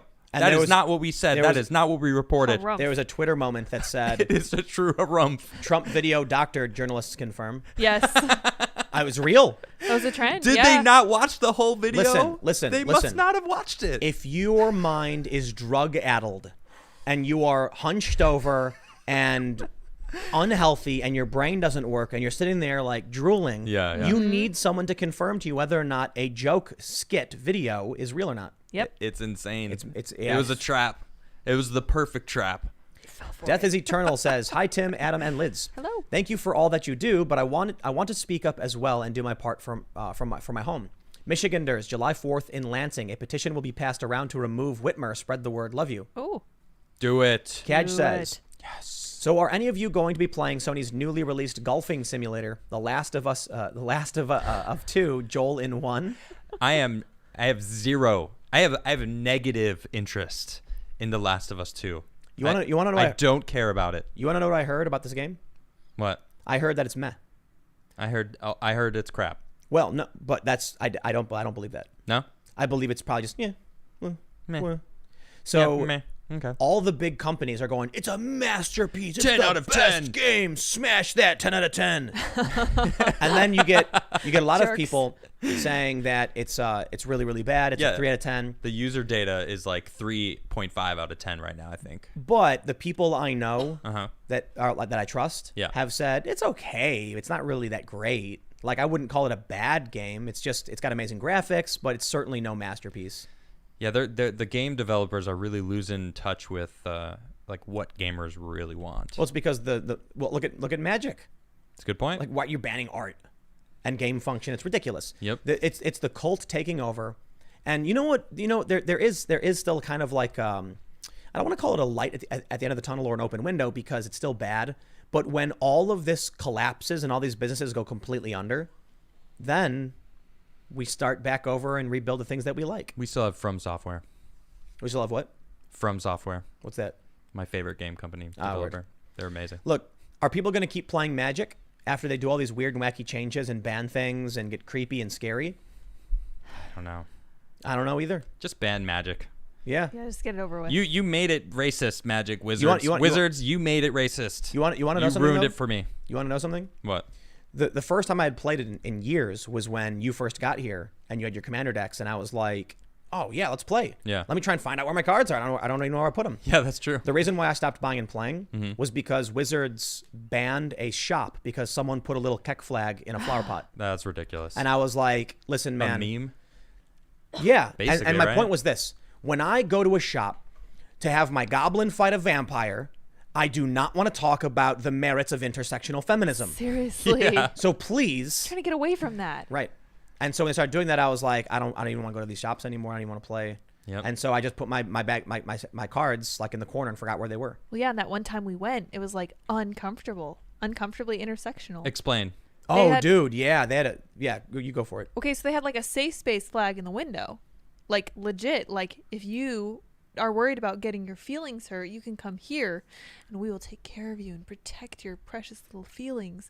And I was like, I feel like I'm in social justiceville up in here, and this is not the way it's supposed to be. I'm just supposed to be with a bunch of nerds. Can we cancel Right? I thought- participation trophies yet? Please. Yeah, that would be nice. Can we But get rid of that? But I don't. That's not necessarily it's one part of the problem. But I'll tell you the this. Lead up, man. When I see a store and they've got a big banner that says safe space with like a fist or whatever, Just keep driving. Dude, yeah. dude, it did not feel safe in that building. I'm sure. It felt weird, cult-like, and creepy. Yep. And it was like the shops I used to hang out at. I knew the shop owner. You'd walk in, they'd be like, "What up? What do you need?" You walk into these shops and they're just like zombie blank faces, Yeah. and they're just like NPCs with no interactions. The crazy thing about the shop is they didn't have singles. They only Cards. They only had boosters and Actual product. precons. Well, that's where boosters or single cards. You can't make money, especially when Right. they're doing this jumpstart thing, which is like Yep. 90% reprints. Man. So like, I mean, I wouldn't have any interest in it anyway. I have all the cards. I have them already. I've been playing for 25 years. It's crazy. Let's read some more super chats. Yeah, Tyler yeah, says, yeah. "What do There you we go. think of Brett Weinstein's recommendation of Andrew Yank and William H. McRaven independent ticket to begin the process of saving our nation? They are both respectable, intelligent people with a good history of competence. I would vote for them. I don't know who they are, but I do trust Brett. So if he's saying these people are smart, Well, it's Andrew Yang. They misspelled it. oh, Is it Andrew really? Yang. Oh, okay. You know who Andrew Yang is, right? Yeah. I would right. Yeah, No, but that's what who he was talking must about. be Yang. It is, yeah. I don't know if I would go for Yang at this point. He's played ball too much with these people. I don't trust him. He's on a news network now. He's on CNN, right? Yep. Oh. There was a period where I thought it was great that he was like Doing his giving thing. sensible ideas and he was very moderate. And now he's just been playing ball, supporting Yeah. Biden. That's nope. too bad. Nope. No. Hate Sorry. to see it. Yeah. Kevin Brown says, I've been warning people for 4 years of the upcoming civil war, but I swore up and down it was going to be the authoritarian far right who would burn the books, films, and art. I was so wrong. Yeah. I'd have thought that in the definitely. 90s, This but is from it's St. changed. Miles. Oh, I saw that. hello. Jared says, are you ever going to have guests like Crowder does? I know you lean left, but people like Ted Cruz, Rand Paul, but people. It seems they are willing to come on, and you can tell them to stand up to these fools. We have guests. I think so. We've got a big project in the works where we're going to be expanding. We're going to have a much bigger set and everything like this. Expansion is upon us. Big things are coming. There's a lot of work involved, so we may be able to announce it in a month. But we may not be ready to go for 3 months, maybe. It's Maybe then the ridiculous fake lockdown stuff will be over. So, Hope so. Yeah, you know, and then it'll be easier. But dude, I would love to have Ted Cruz and Rand Paul. Rand Paul was the first guest I pitched. When Tim was like, "You're going to be doing some of the guest coordination," I was like, "You gonna have Rand Paul?" I'm like, He's You like, think we yeah, can- if you we make can- it we happen. can get I was like, him? can we do it? Rand Paul's Yeah, I awesome. hope Do you so. think we can get Rand He's so Paul? cool. That would be I awesome. was like, he's so great. busy, but that'd be so neat. I would be like, Rand, I only want one thing for you. What? No. No. Yeah. He is Dr. No Jr. Yes. With So his tiny gavel. You know Ron Paul, Yeah. his dad? Mm. Dr. No. Yeah. He just said Un- no to everything. It's like, I That's don't care what it is. Rand No. does. The answer's How no. about we get a no? Nope. Can we get a little bit of Nope. funny? No. No. No, but Rand Paul's obstruction Can I get a is- little no? Yeah. Yeah. Yeah, you can. Oh. Oh, yeah. It worked. It was you Bugs Bunny'd me. But Rand Paul's obstruction is usually principled for a lot of important reasons. Yeah. I absolutely respect it. For the record, I would have accepted no Oh, No. okay. as an answer. All right. Aaron Garcia says, never had a Twitter account. I just downloaded Parlay. Let's see what happens. Parlay, spelled parlor, is E-R, yeah. Parler is like a pro. It's like I don't necessarily say it's a pro Trump company, but it's like Twitter, and a bunch of conservatives go there, and a lot of the people who are banned have large followings there. Okay. My question is, earlier today, Brad Parscale, who is he's the campaign manager for Trump, right? Mm-hmm. He said, Twitter's end is coming or something like this. Okay. Twitter's days are numbered, and then linked to Parlay. Oh. Oh, yeah. And I'm like, okay, great. Are you going to convince Trump to finally actively post Brad. there instead? Come on. Because that would be a huge impact on the Twitter. moment that Trump posts a policy or position onto an alternative platform, Yep. the media is forced to cover it. True. And then what are they going to do about it? And actually, I read an article about Twitter was, I don't know if this is true. You'll actually know more about this, but in 2016, Twitter wasn't doing very well. Oh, in they were- 2015, yeah, it was really bad. 2016, Yeah. they were running out. That Like kinda crap. it could have gone really bad for them. But- Trump started tweeting. He became the president. They And then it went desperately well. need Twitter is him. now huge. Twitter. Yep, because of Trump. Because All of he's Trump. doing. Yep. Yeah. His tweets are on TV. His followers started joining like It crazy. changes the stock True. market. That's- When Yeah. I good went to the point. White House, it was somebody asked, "Will you join an alternative social media network?" And he says, "Which one?" Yeah. And then no one said anything. Oh my gosh, that was your chance. And I was with Bill Ottman of Minds, Tim. and he was the CEO. Bill. Where were you? But I was sitting next to Bill, and I'm on, like, Bill. "Bill, yell Minds. Oh, yeah, I'm that's like, right. "Bill, yell Did you Minds." jab him? Yeah. Yeah, just yell it. That was your chance, Bill. Oh. Yeah, but he tried. By the way, asking happy him. birthday, Bill. Oh, hey, It's yeah. his birthday? No. No, somebody. Oh. It's somebody's We wish- birthday. You yeah. wished Bill a happy birthday we wish yesterday. everyone happy birthday. And then hashtag happy birthday Bill started oh trending. my gosh. Oh, Tim. really? Wait, trending? Such power. Well, I saw No. people doing it. Oh, you mean in the chat? yeah, Yeah. trending in our chat. That's trending, all right? We're top quality We here. are trending. Look at us. All right, let's see We're what the we got. trending now. Yeah, sorry. Max says, essential service payday. Get a Streamlabs so I don't have to give YouTube money. Thanks, guys. Yeah, we can set up Streamlabs. I think that can help because, Adam and I were talking about that earlier. Harumph. A better way to do... How dare you? Yes. Oh, you Oh. mean a soundboard? Yeah, Oh, that's what tell me I'm about sorry. that. I We instantly both just go of to a these sound. things. You said that we can use the Streamlabs for the soundboard thing also, so I'm pretty sure if we where do my mind super went. chats through Streamlabs, Uh-huh. you will see them, I would like that. and we don't give YouTube that 35%. Oh, yeah. YouTube takes 35%. Well, don't Isn't say that it crazy? too loud. Well, everybody knows. It's not a secret. I know, but I don't. That's why YouTube. that's why YouTube will hear it and be No. like, YouTube. maybe we should jump the gun on this Yeah. one. You know what we'll do? We'll set it up literally after this. Actually, no. I've got to go to bed early because I got a big day tomorrow. Yeah, and I it's a wrote it long. down. Yeah, it's a long. We're still gonna be going for a We while can too. tackle So this shortly. Let's see. Nkari says, I am getting closer and closer to becoming identitarian. The BLM stuff here in Sweden is not helping. I don't want to, but I feel the day I have become one is coming soon. That's exact. I like that's their they goal. want that. That's what They they want. want. They Don't want to do it. separate it. They want to. Yep. us Don't- to remember that we're different. And it's like, no. Don't give in. We got no. you. Steve Smith says, hello, comrades. If we aren't allowed to like founding fathers who had slaves, then I say we celebrate John Adams and his John Quincy Adams. I'm having some fan art commissioned. Smoke the good vitamins and SP UFO. I will. Spin the And UFO. actually, on that Spoofo. on that note, so we're going to be doing the meme competition soon. That's we're going to give away winners. But on my Twitter page, you can go to the pinned Twitter tweet, and it is the art contest. So next Friday, we're going to give more boards away.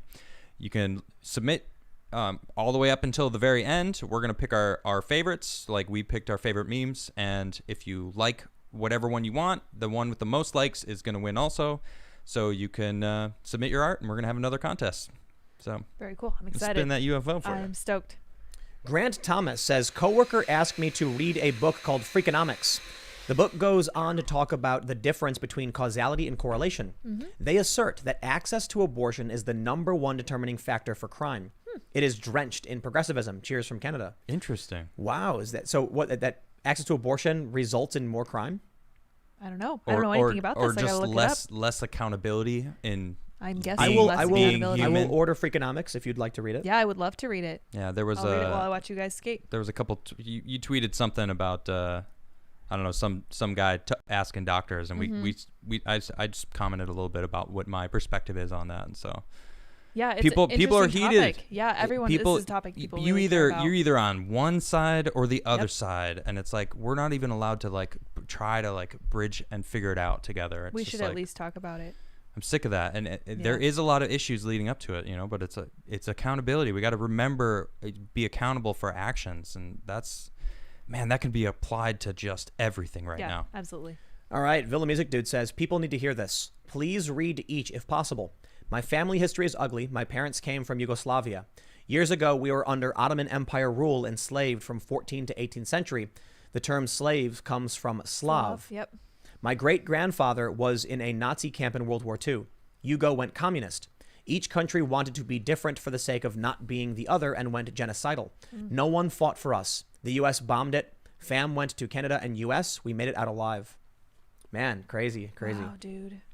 This is, people don't want to know history. Yeah, that's Yeah. tough. They just want to know the things that fit their narrative, Yeah. To give them what they want, to give them power. to give them the power. And that's what puts us in these positions in the first place. Aaron- Issue. Swever says, this kind of stuff is why I've always taken to the high seas for my D&D stuff. Honestly, everything I sail for is because I refuse to give the company money for politics. I make sure to support those that I want to. And it's crazy too, because can't you you don't need them and their rules to play D&D. Not at all. Not in Yep. the slightest. Yeah. They created D&D, and then anyone can play D&D at any time. You don't need to know anything about it at all. It's literally It's just making up a story. It's hanging One out- person makes up a story. The rest of people live the story. it's almost like there's other games that are like this. It's where your friends hang out and someone, it's like any other party game. Yep. It could be, you could compare it to a very high level game of charades where one, I guess a like little fun. more complicated. I'm I saying see it's very high level. Yeah, Right. yeah, All yeah. your friends are sitting around. One person does something, and then you contribute to what is going on. Yep. You could literally play Dungeons and Dragons without any rules, just by someone telling a story and then asking what you would do, and making What jokes. did we call it yesterday? What did we change the name? Diversity in dragons. Yeah, Diversity and The Dragons? dungeons are classist. Yeah. Right, yeah. right, The right. dragons are cool. Yeah. You Right. gotta have diversity. Diversity. So Yeah. so I tweeted about us playing Magic, and I'd say about 40% of the comments were like, no, forget Magic, play Diversity and Dragons. I was like, well, maybe we The should. 20 roll. I know Ian's down. We can make it. He wants it. to be the DM. Diversity in dragons. Yeah, we'll do that in the Diversity coming months. master. We're going to be adding a lot of stuff to the Cast network. I just came up with that. That's I'm the excited. cast I That's like not it. bad. I like it. I Yeah. like it too. all right. The Grizzly says, find different games that are worth your support. While I prefer games like RTSs, so Kings of War is my game, just in case Warhammer goes woke. It hasn't yet, but after D&D, I'm not taking any chance. Have fallbacks. You just gotta make a game that's called Not Woke, the card game, and it's literally Magic, but we're guaranteeing politics. Yeah. It's just we're talking about vampires. I don't know. Vampire fights a werewolf. Or Boom. or like true fantasy cards. Just One it's of the- all fantasy. As soon as you try to equate it to real life, you're out. No, one of the issues I actually had with Magic is that their themes are all fantasy for the most part. That's what I liked about it. But they could do more sci-fi. They could do not just fantasy. Like when they did Innistrad, which is, for those that aren't familiar, it's like vampires, and it was like, what was it, like Victorian or colonial era? Victorian. Yeah, I'd say. That's awesome. Yeah, it was cool. And it's very different from the knights in shining armor fighting, the white knight versus I know a lot the of dragon. I know a lot of people that started playing Magic because of that. Exactly. They were like, vampires? Oh, that's kinda cool. cool. So they yeah. need, Even though they've been around since the very first set, but I was thinking like Magic would function really well with even modern warfare themes. yeah, you've been saying that for a while. Not the political woke culture war stuff like right, yeah. ugh. Just tanks and whatever. Right. Soldiers, tanks, conflict, countries. Not even necessarily real stuff, but just more modern, whatever. Yeah. All right, let's see what we got here. Villa Music Dude says, "I'm first generation American, one of the first in to be college educated, and my dad worked so hard, sacrificed himself to give us opportunity. Our family has experienced communism, World War II, and genocide from Yugoslavia. What other sacrifices do I owe now?" Hey, man. None. While my family history is not the same as yours, this is something I've been talking about for a while as these lunatics gain power and repeal these laws. Yep. I grew up hearing stories from my family, from my mom, about what it was like when it was illegal to be in a mixed race relationship. Yep. And it was like very lucky that I didn't have to grow up experiencing any of that. Or people that have worked and have gotten out of situations that are truly terrible, that we don't realize how good it is here. Yeah. And then people come here and like, this is life. appreciates that this. person down in Brazil who was laughing at you. Like, all Americans are rich. Like, they all have running water. Yeah, seriously. They all Right. poop in toilets. No. Yeah. frame of Like what? reference. We flush that clean fresh water down the toilet. Yeah, Right. Quite it's literally. amazing. Yeah. We got Man. we got a good one here. Matt Wood says, "Since the far left is determined to get rid of anything they deem to be racist, why not cancel the DNC? Its origins and actions during the civil rights movement were inherently racist." Hold on. I'm not done. Okay. Standing ovation. Except There the you go. far left has called for this before anyone brought it up. Oh, Seriously. Yes. Oh, interesting. So it's not a joke. It's not even. I think it's a good point, but it's the progressives have literally said abolish the DNC because they're racist. Yeah. And someone posted this earlier, like, "Okay, Democrats, if you want to ban statues, how about we ban the Democrats?" And all of the progressives and DSA people were like, "Yes, please, thank you." Yeah. So it's like, oh, they really do want to get rid of them. But then the DNC is like, oh wait, we should squash that. No, I don't know if that's true. They're or not. done. The DNC is completely crushed. Yeah. So I wouldn't be surprised. They are a joke. We'll see what happens, man. Everybody thinks they can read the future, but And- we're all looking at, I don't know. I don't think we think we know enough. Maybe we don't. Yeah. So all I can really say is this: if you think you're going to win, you're in for a rude awakening. You better get out there and vote. I know a lot of people who said they would never vote who are gearing up to vote, and it's weird. Vote and get into politics. Yeah, Take over. Take over. That's what we need. We need to we take need over. young people to actually run. People who care. They want to make a difference. Get into politics.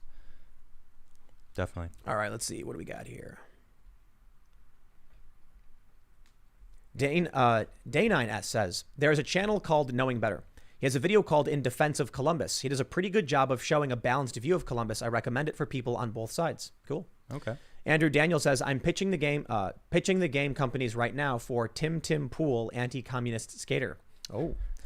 Science Man says, Wait. Send us a copy. Yeah. Right, for sure. We'll play it. Try it out. Science Man says, "I just finished my Kess CEDH deck, and I put like 2K over the years, and it hurts, but I'm so close to selling it all." Kess is broken. What does Kess do? You can, during each of your turns, you can cast an instant or sorcery from your graveyard. Oh, wow. Busted. Just any, like, you can choose any single one. Anything. So you can use Time Warp and have infinite It's turns. busted. Wait, no. So you can literally just play Time Warp and win? Well, I mean, it's exiles. from the Okay, grave. okay. Right. But you can have all the different Eye of ones the that Storm. don't exile when you cast them. Eye of the Storm. Well, it's not. Yeah, that's a good point. You put Eye of the Storm out, you And win. then boom. Yeah. Yep. Again, broken. I love how extremely esoteric that was. And people Yeah, a were little like, bit. "I have no idea what they're talking But about." this was for this person who super chatted Right, us. Yeah. it's true. So honor the super chat. Andrew Daniel says, "It's basically Tony Hawk rebooted with Pooley's mad dunking on soy boys, and they have skate until you get to the Soy King, where you have to win by actually being a skater." All right. Steve Smith says, "What you don't hear anybody saying Hillary would be doing better right now. What would the world be like right now if she won? No, they are saying that. Somebody. There's a bunch of tweets about it the other day. They were like 120,000 people would still be alive if Hillary was president. Oh, yes, because she would use her witchcraft to stop the disease. No, because she's in cahoots with the Chinese. She would have known. Yeah, she would have known what was going on and shut down the borders long before anything even happened. No. Conspiracy. I don't know if that's true. It's conspiracy. What she'd really be doing is she'd be sitting over her cauldron saying, boil, boil, toil and trouble, Eye of Newton, whatever the rhyme is. I don't know. Yeah. But then she would take, some hair and like a pound of flesh. And then she'd go, and then the gas would erupt, and then COVID would be gone. Yeah. Yep. In a cloud of puff of smoke. She would hop on her broomstick and fly around the country cackling. Yep. Cackling, because she really does cackle. Yeah, she sure does. And she'd be spraying the potion all over the place, and all the people would become cured, and then NPCs. Right. They'd be like, I'm no longer sick. Vote Democrat. Cured and complacent. Cured and complacent. Yeah, man. Tom Matlock says, hey, Tim, can you give the Donald.win a shout out? It's a huge free speech community of MAGA, ex-Dems, libertarians. We love your show. Soy Jesus is awesome. Lydia is bae. You. Spin the UFO. Woo! Woo, yeah. So here's to you.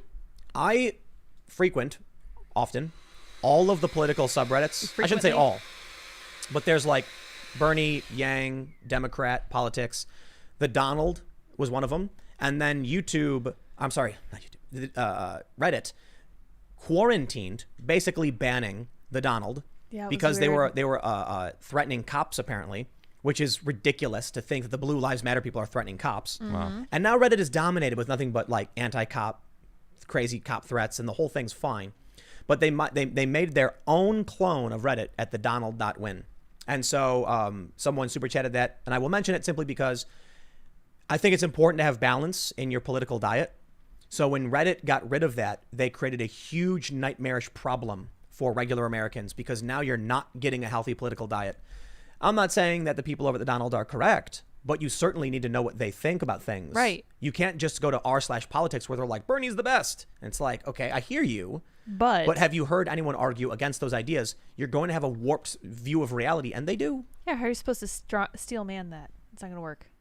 Oh, check this out. Brandon says, TimcastIRL is a lifesaver. Best show on the internet without question. Correct. Love you guys. Number 2 is the Tim Pool Timcast. Wow, look at that. I'm spinning you didn't say spin the UFO, but you deserve it. This is for you. Yeah, and for cheers. us, right? Cheers, man. I appreciate that. Yeah, the IRL show is growing like crazy. Like wildfire. We gained 100,000 subscribers in 1 month. Yes. Woo! Yeah, that's nuts. Woo. You guys rock. We love you This all. is my little happy dance. So much.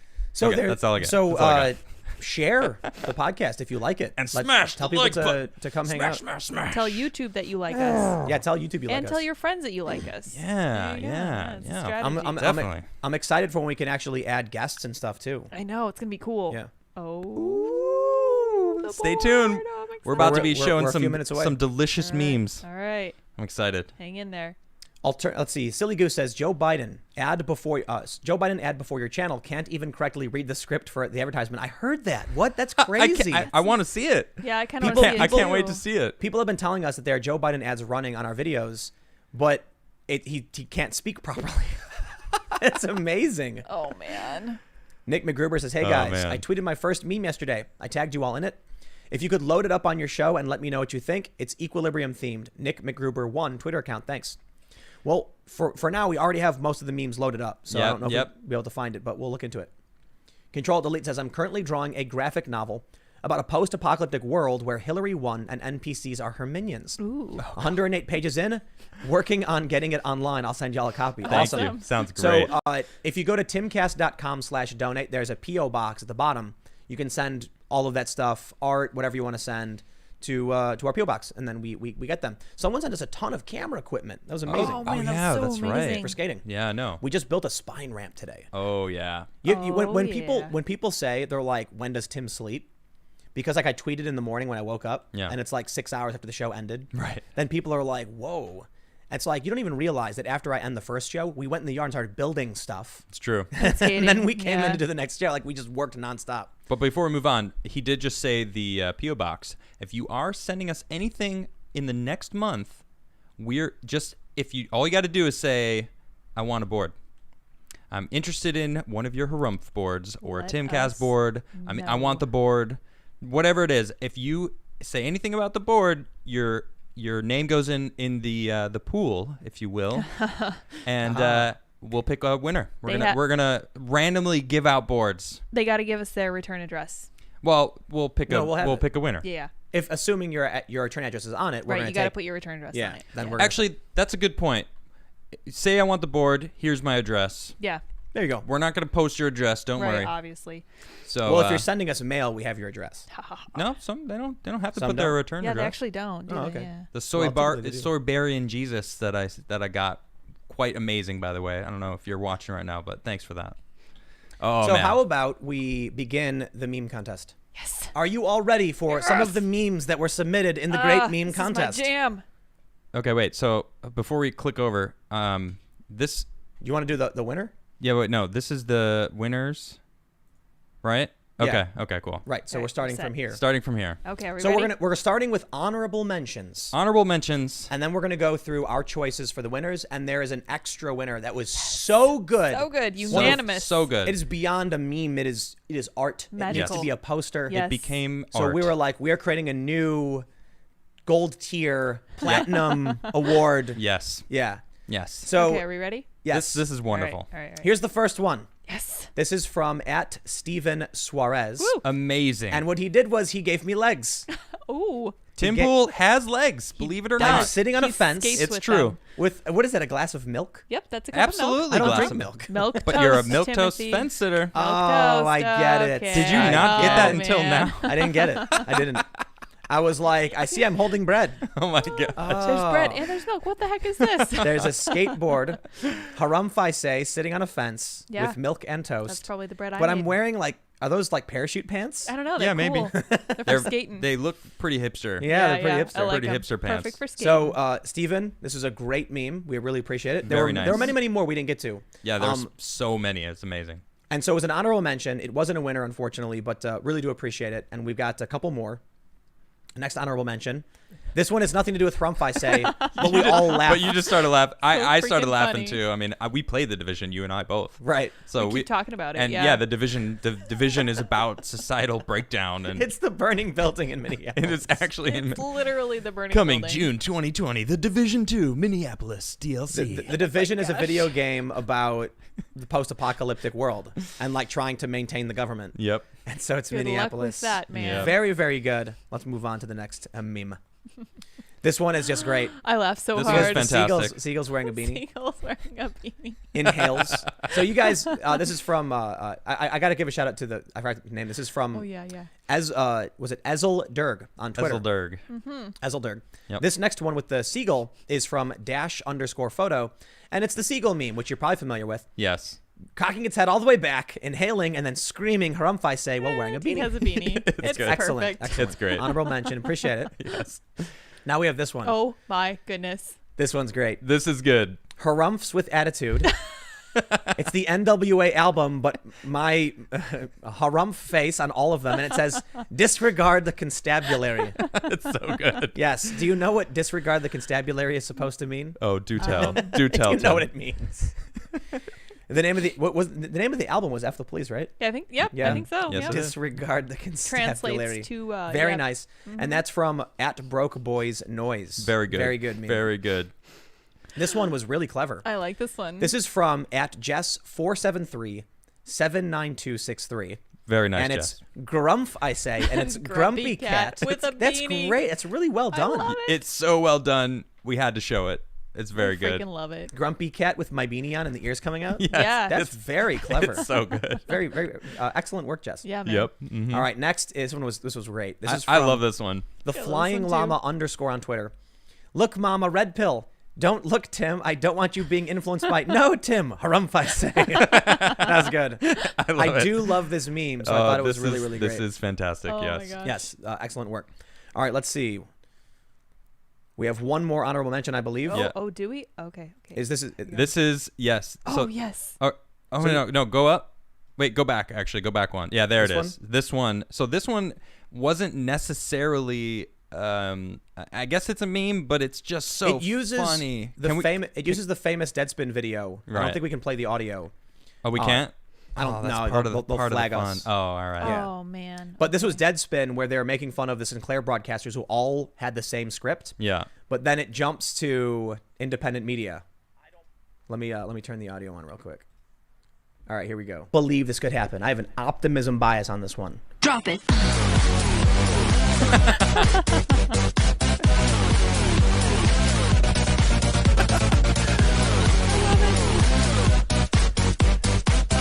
All right, I don't know if that song's copyrighted either, so maybe we'll get in trouble It's for that. EDM, so it's a bunch of nothing. It's I think. EDM. So excellent job on this, but now we're gonna go into the actual winners. All right, so now Okay. those were the honorable mentions. Now we're going into the winners. These are the placers. This is the winning circle here. Yes. the first winner. This was Adam's yes. choice. This was my choice. Adam's favorite. Oh, actually, hold on. I gotta give a shout out to this is at Grave367 who did the dance. Very meme. cool. I Stanky love Cheese Man, appreciate Stinky it. cheese.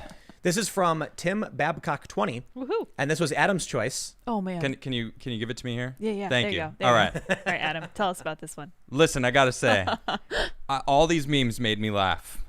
This one was so spot on. It was so funny. I mean, I don't get me wrong. I love Tim. Tim and I are really good friends. We've been friends for a long time. We're gonna remain friends for a long time.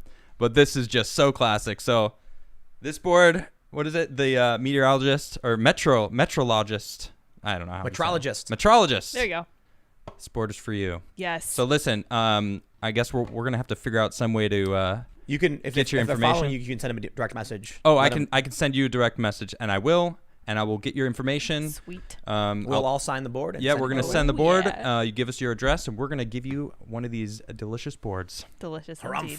The next one, I believe, is my choice. Yes, this is your Oh, favorite. Yeah, this is from yeah. nihilistic rag, and it says whenever Tim Pool says it's complicated, and it's the what was the guy's name? Hamilton Burr. Burris. Yeah.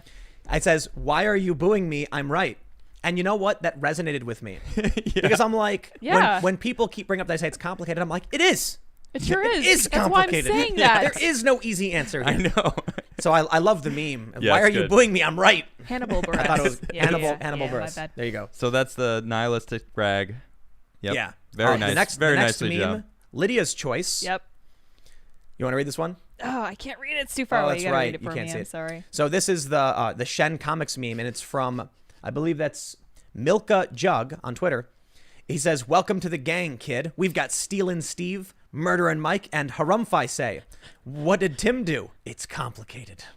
So that was good. I like this one too. It's And fantastic. Lydia chose that. This is for, my favorite one. Yeah. So at Milka Jug, we will also be sending you a Right board. level of nuance. Now we're going into the most liked. This is the Yes. most liked out of all of them. We couldn't choose it because it was we chose all the ones we liked outside of this one. Otherwise, I It's- think we would it's Yeah, we would all It's probably choose this one. fantastic. It's amazing. This is from Podcastage. I believe you're hanging out right now. I think I saw you in the super chat. Oh, sweet. And this is the Winnie the Pooh meme. It's excellent. And it's regular Winnie the Pooh. Excellent. Winnie the Pooh, you are wrong. Fancy Winnie the Pooh, I disagree. Very fancy monocle top hat. That is a fallacy. And then me, harumph, I say.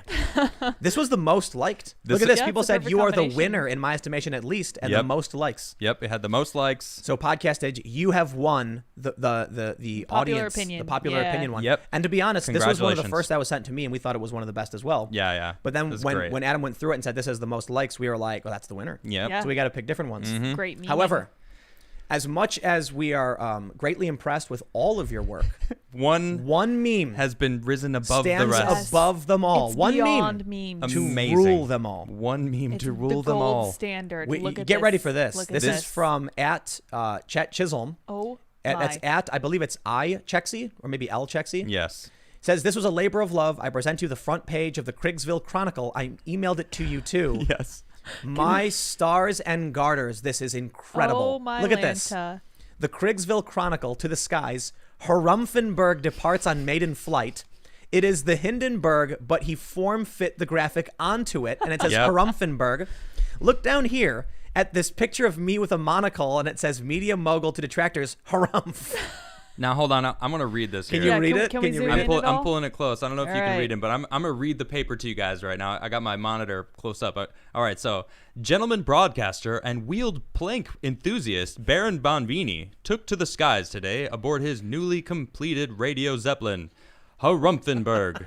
Equipped with the latest in broadcast technology and crewed by some of the finest in the industry, the team, along with their feline companion, Bucko, seems to dispatch the latest and most up-to-date news to the people of America and beyond.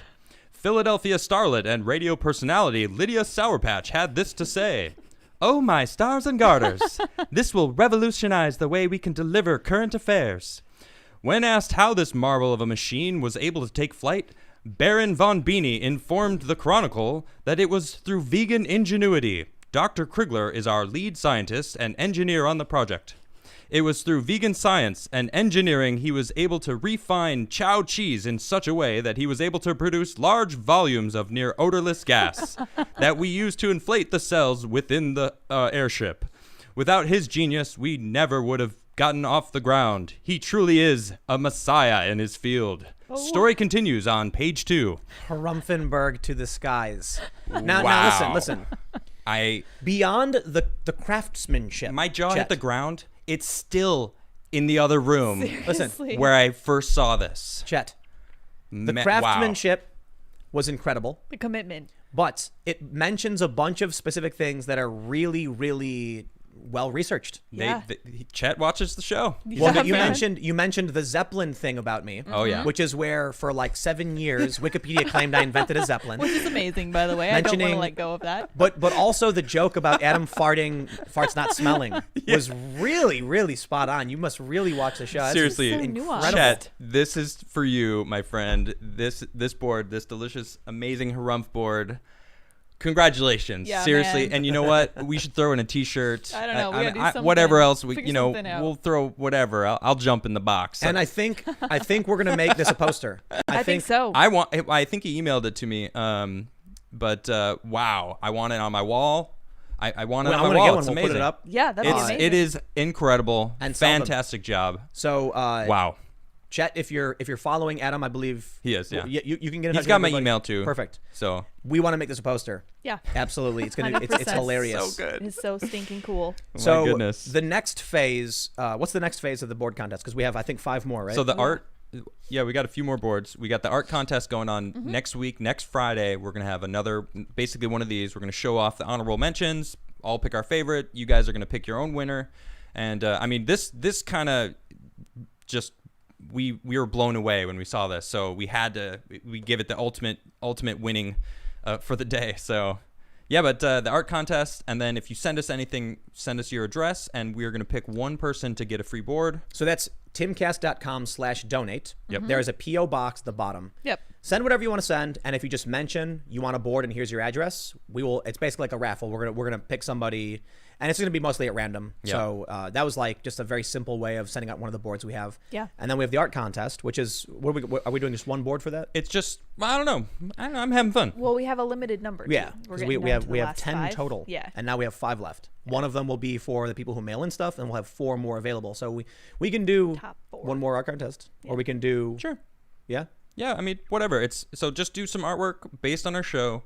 Kind of, I mean, if you can even come close to the Craigsville Chronicle, you'll be winning a board. Yeah, That's man. incredible. That was It's amazing. So thank you so much. Really appreciate that. Yeah. So that being said, if you haven't already, Smash the like button. Smash it. I wasn't ready. I was so unprepared. Honestly, I did the Buddy Christ. I know, but you know what? I was over here just going. I was looking at the paper. It's still on the monitor here, and I'm just looking to the My skies. Harumphenberg departs on maiden flight. Indeed. It's We so have good. Such hope. we have a treat for all of you. So make sure you Oh, follow man. me on Twitter and Instagram at Timcast. On Twitter, I'm usually just posting about weird political culture stuff. Instagram might be cats, skateboarding, or whatever nonsense. You can also follow Adam Krigler Yep. at Adam Krigler. You can follow There me we there. go. Do it. And if you want to enter the art contest, you're gonna have to, I guess, because that's how you we're have doing to. it. So And you follow can, me. but also Twitter, send him story ideas Instagram. too through the pin posts. Yeah, I always have pinned tweets, so you can. What do you want us to talk about? We'll talk about it. Yeah. Then we also have at Sour Patch Lids, Oh, yeah. LYDS, I'm here too. Yay, and you can follow me. her on Twitter. Yeah. If you haven't, smash that subscribe button, that notification bell. We do the show Monday through Friday, live at 8 p.m. We put up clips throughout the day and the following day, so we'll have the clips up from the show tomorrow. And if you really do like the show, word of mouth is like the best way that the show grows, I guess. Yeah. YouTube has algorithmic recommendations. On this channel, they don't on my other channels. So, but whatever. We love doing the show, and if you guys think we do a good job, we don't have the same marketing budget that say CNN does. We got you guys. We got you guys. Yeah.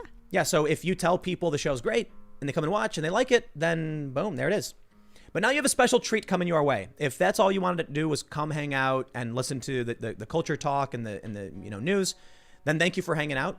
But we always end our Friday shows with a jam session. Yes. And I will be playing 2, maybe 3 songs. I'm actually going to play. Adam's going to be playing. We have the jam cam set up.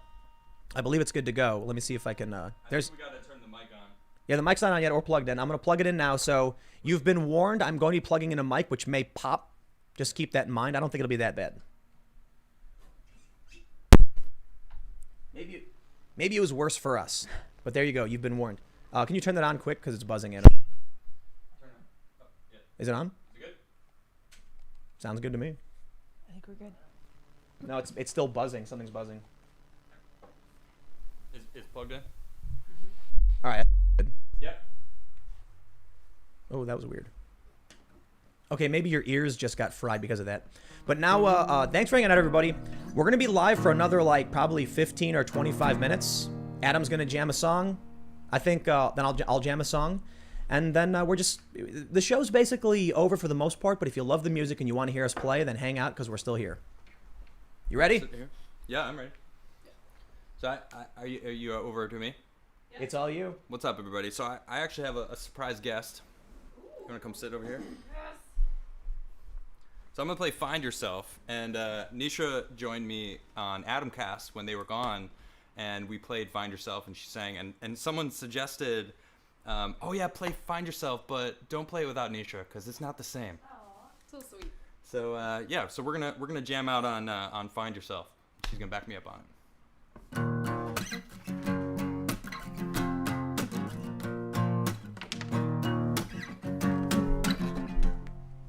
dropped the pick. All the saints are calling all the masses. They want your soul. Go pay all your taxes. Don't fear your belief of what you are inside. Hold it dear, it's the truth that they're trying to hide. Recognize the first stage of trouble. Open your eyes to disguise. Start searching deep in your soul, deep inside your soul.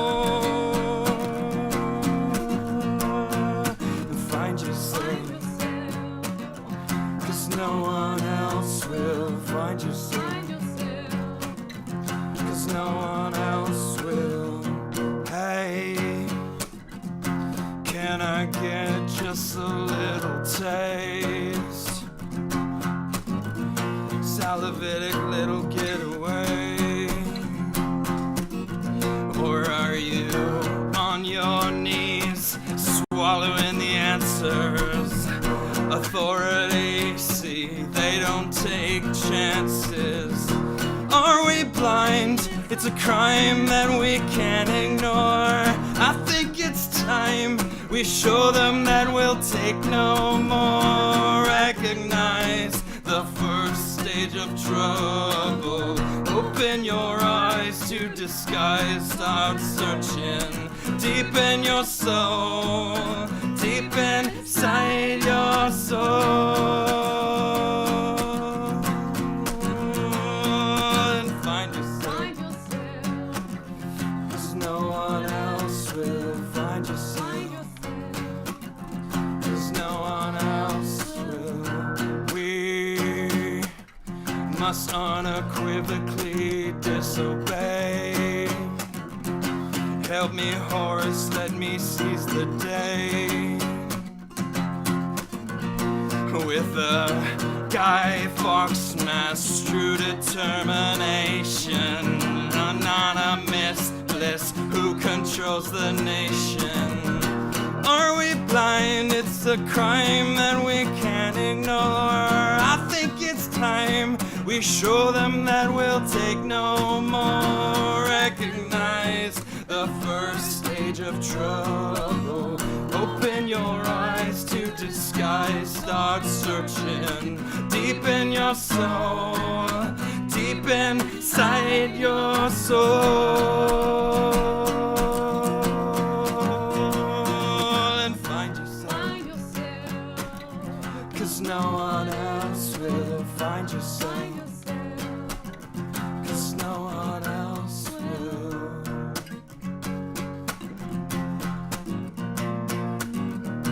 Recognize the first stage of trouble. Open your eyes to the sky and start searching. Find yourself. Recognize the first 'Cause no stage one of else will find trouble. yourself. Open your eyes to the sky and No start one else searching. will find yourself. 'Cause no one else will. Nice. Thank you very much. That was Find Yourself with guest star Nishra, and yeah. So, Tim, I got to tell you before you come over and play, I down-tuned the guitar a little bit. Can you fix it? So if you're gonna, I can. If you are you gonna Yeah. come, you're gonna come play a song now. Yeah. Wait, but are you gonna play another song that's down tuned? I can play it in E. I don't mind. That's fine. I do like playing What should I down. play? Will of the People, baby. Is that what people want me to play? I wanna hear that song. Will of the People is one of my favorites of yours. Oh, I was gonna play some new ones. Ooh. Do I'll it. play Will of People. Do it. Well, you said you're gonna play 3 songs. I'll try to play Will of People. I am but an old man. Funny. You're younger than me. I'm the old man in the house. Let's see if I can play some music today. I gotta wake Paul early.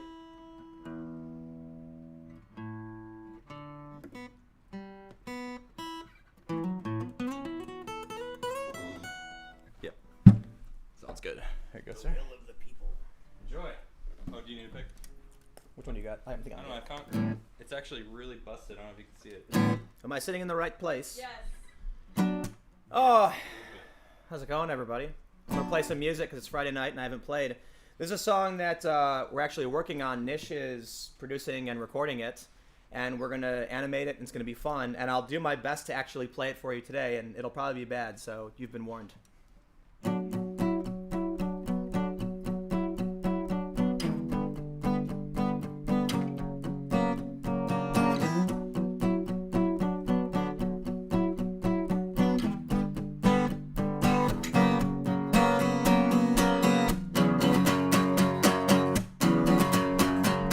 Out on the march in the morning, he called his soldiers down to take aim at the traitors, to gun those rebels down. Now they'll face the consequences. They held themselves above. This is the will of the people. He said, I wish I could spare them, make them see the path.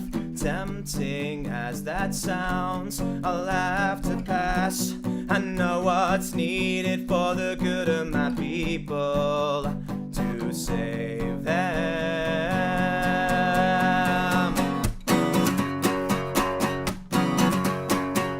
Out in the dark, without warning, he raised his fist above, led a cry to his people to tear those statues down.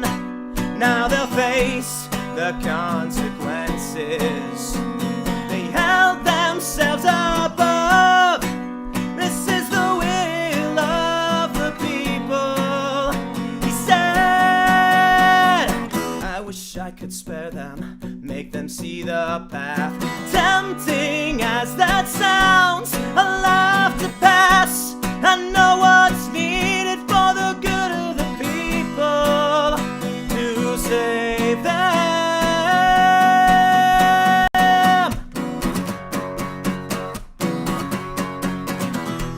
Now drop your arms and march for them.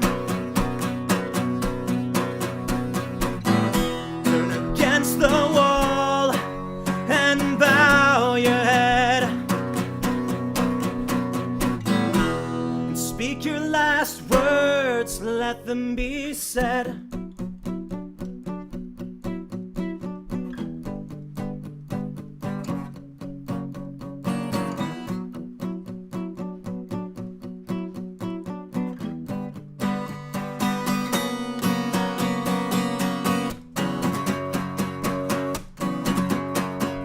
Out on the march in the morning, he called his comrades down to take aim at the traitors, to gun those fascists down.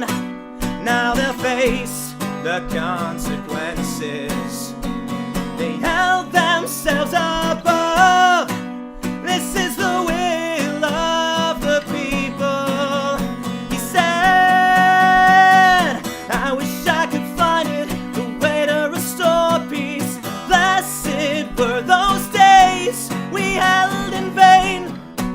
I'd give it all for a chance at redemption as the cycle turns again.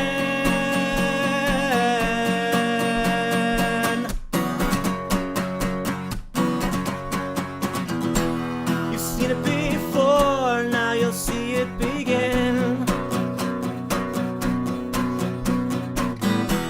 You've seen the changes and the blood pooling. If you think it ends here, think again.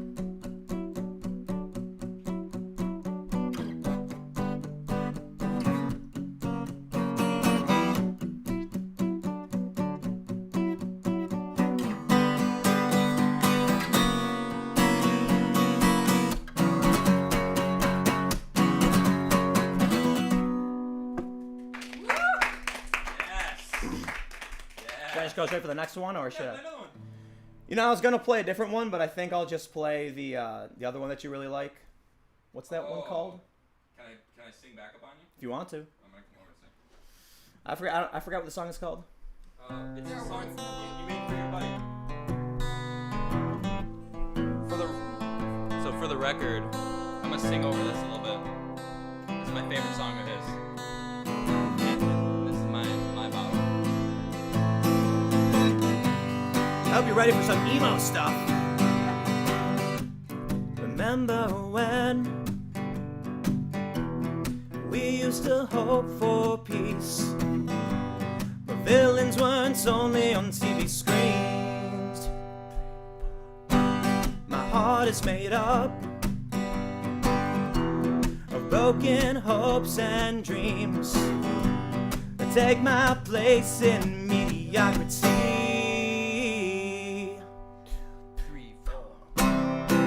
Taking more, taking spite of this, and focus on the ways I really wish you'd change that day.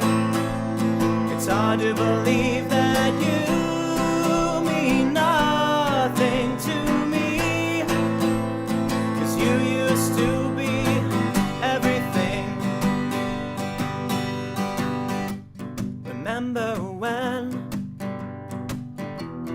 we used to fight for peace, but heroes were only on TV screens. The market's made up of broken hopes and dreams that take your place in this story.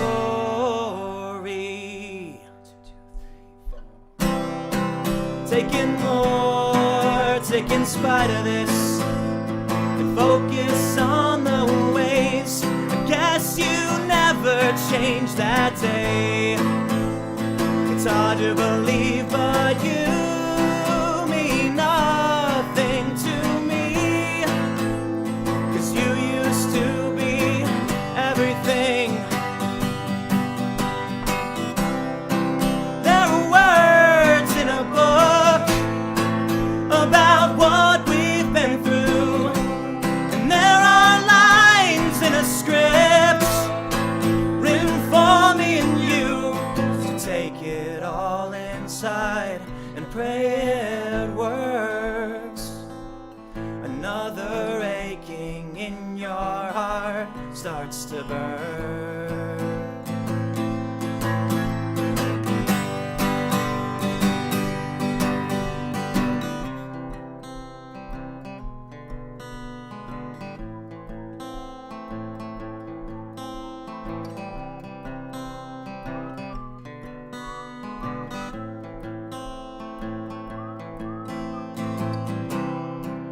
Taking more, take in spite of this, and focus on the ways I really wished you'd change that day. It's hard to believe, but I'm moving on with my dreams, 'cause you were never there for me. There were words in a book about what we've been through, and there are lines in a script written for me and you. So take it all inside and pray it works. Another aching in your heart starts to burn.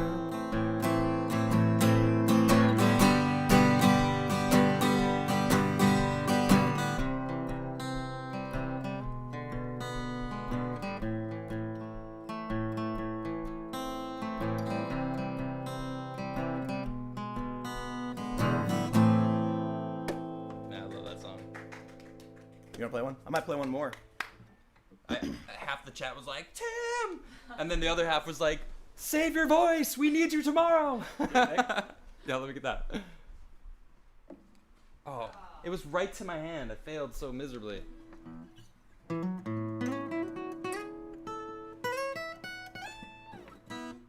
gonna play Taking It Back. I haven't played this one in a while, and this is Tim's favorite song. And I don't know, just popped in my head.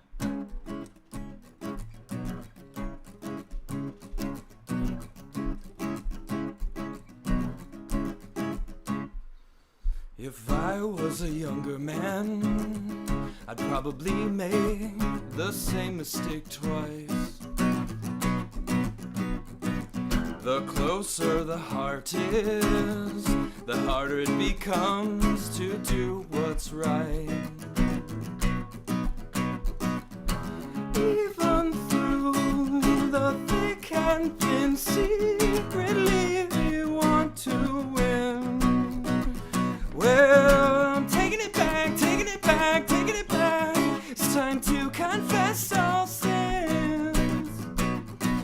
Well, before this world I've built crumbles away,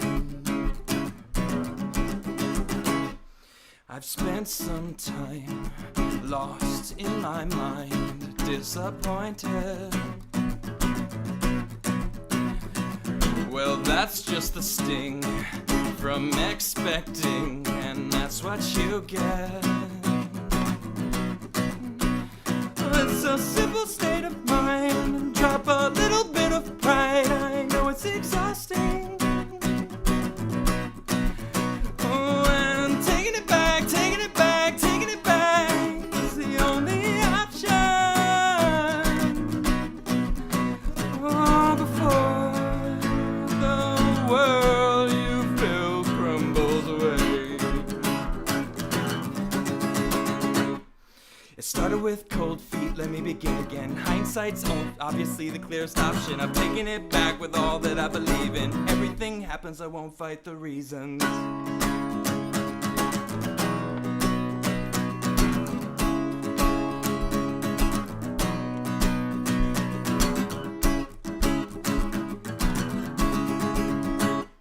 You say you've learned from your mistakes, that you're experienced.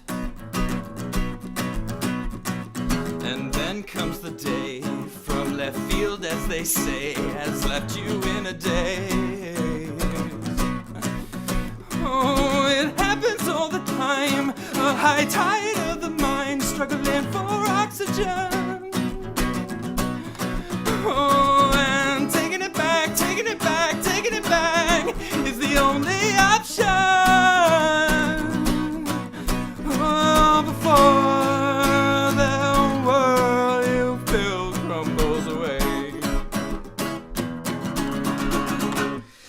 Started with cold feet, let me begin again. Hindsight's obviously the clearest option. I'm taking it back with all that I believe in. Everything happens, I won't fight the reasons. Woo! Kind of got lost in that one a little bit. Tim, you gonna play some more? I can try and play one. You all want him to play another one, right? I do. I like this guy's music. I can't wait for him to produce. He's coming over. Yes, yes. I don't know what to play though. Oh, who cares? Play one of the new ones you were talking about. New ones. Play one of them their new songs. You're listening to Timcast IRL. Coming to you live.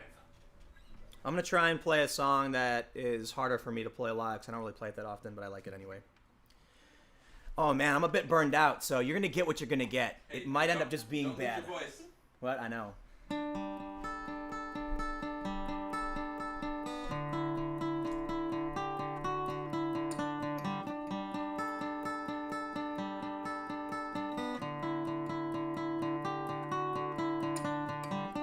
Light up to them. In spite of everything they threw, take down the pictures.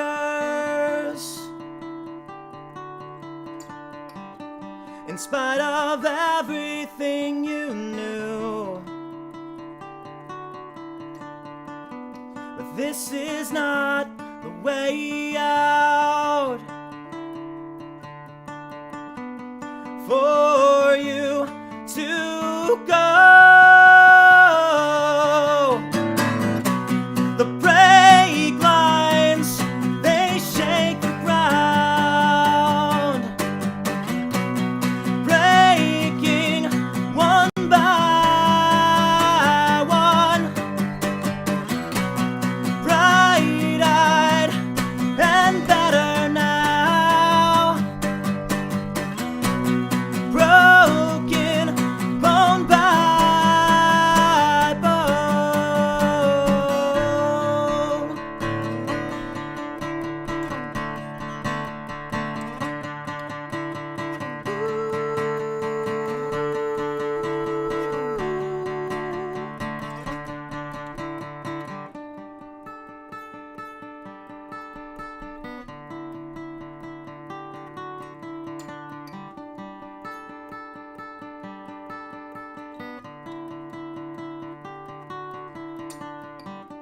I love the rejects and all those words you won't approve. Take down the pictures and everything you thought you'd lose. This is not the way out for you. I'll fold. Brake lines, they shake the ground, breaking one by one. Bright-eyed and better now, broken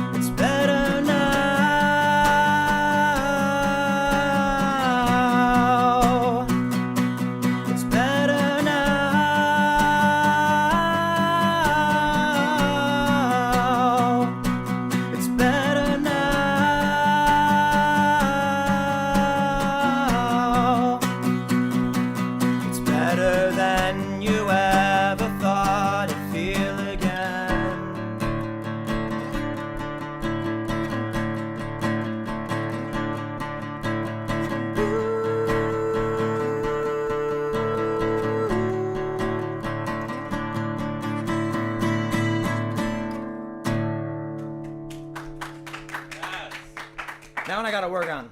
That was so good though. Alright, I'm gonna play one more. Woo! Alright, I'm gonna play one last one. I'm gonna call back onto the stage my wonderful wife Nitra here. I'm gonna so this song I wrote about her. So I could hear the guitar was out of tune. Tim, you killed it, even with a Yeah, I could tell I think the beat was off. oh yeah. You can blame me. It's my fault. But hey, thanks for hanging out, everybody. Really, I love having an audience. I love playing music to people who appreciate it and want me to play. So thanks for hanging out with us. You ready? The song is called "Walking with You." I forgot to bring my name.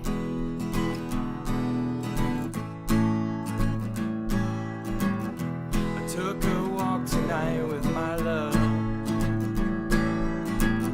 and all the cats are in the street. Like us, they're trying to find their way home, face life and land upon their feet. Talking about them little things to make you sing and feel alright, a natural high inside, like sunshine and rain, fresh coffee to start my day. Well, I'm just glad I found my way home with you. I've been walking it so long, well now I'm walking with you. I've been walking it so long, well now I'm walking with you. I've been walking it so long, well now I'm walking with you. I've been walking it so long, well now I'm walking with you. Sun sits along the colonnade, all good dogs and bad are on their way. Like us, they're trying to find their peace of mind. Yeah, face life and its insanities. Talking about the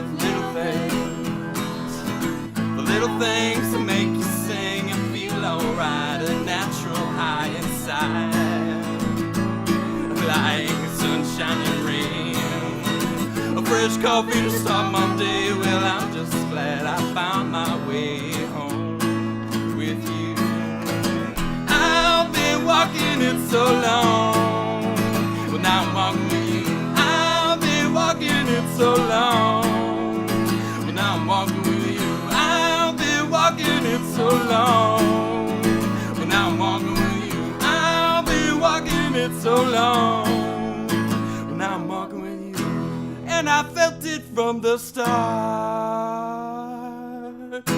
a connection from the start.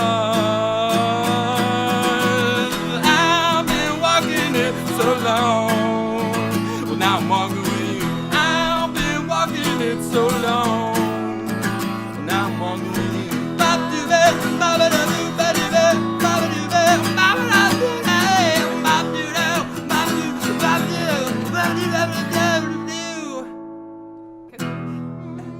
Where's the kazoo?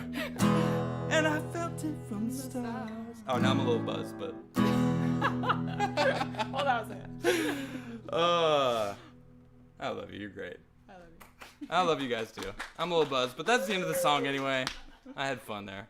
I don't often add that little bop-a-doo-bop part, but I felt it was necessary there to finish it off.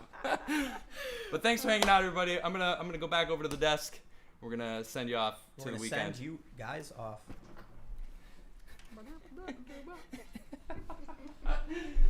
Oh, that's funny. Well, that was fun. We played some music. We lived. We learned. We laughed. Oh man, I'm we having loved. fun. Adam got drunk. I'm not. I'm a little buzzed. Yeah. I'm not gonna deny it.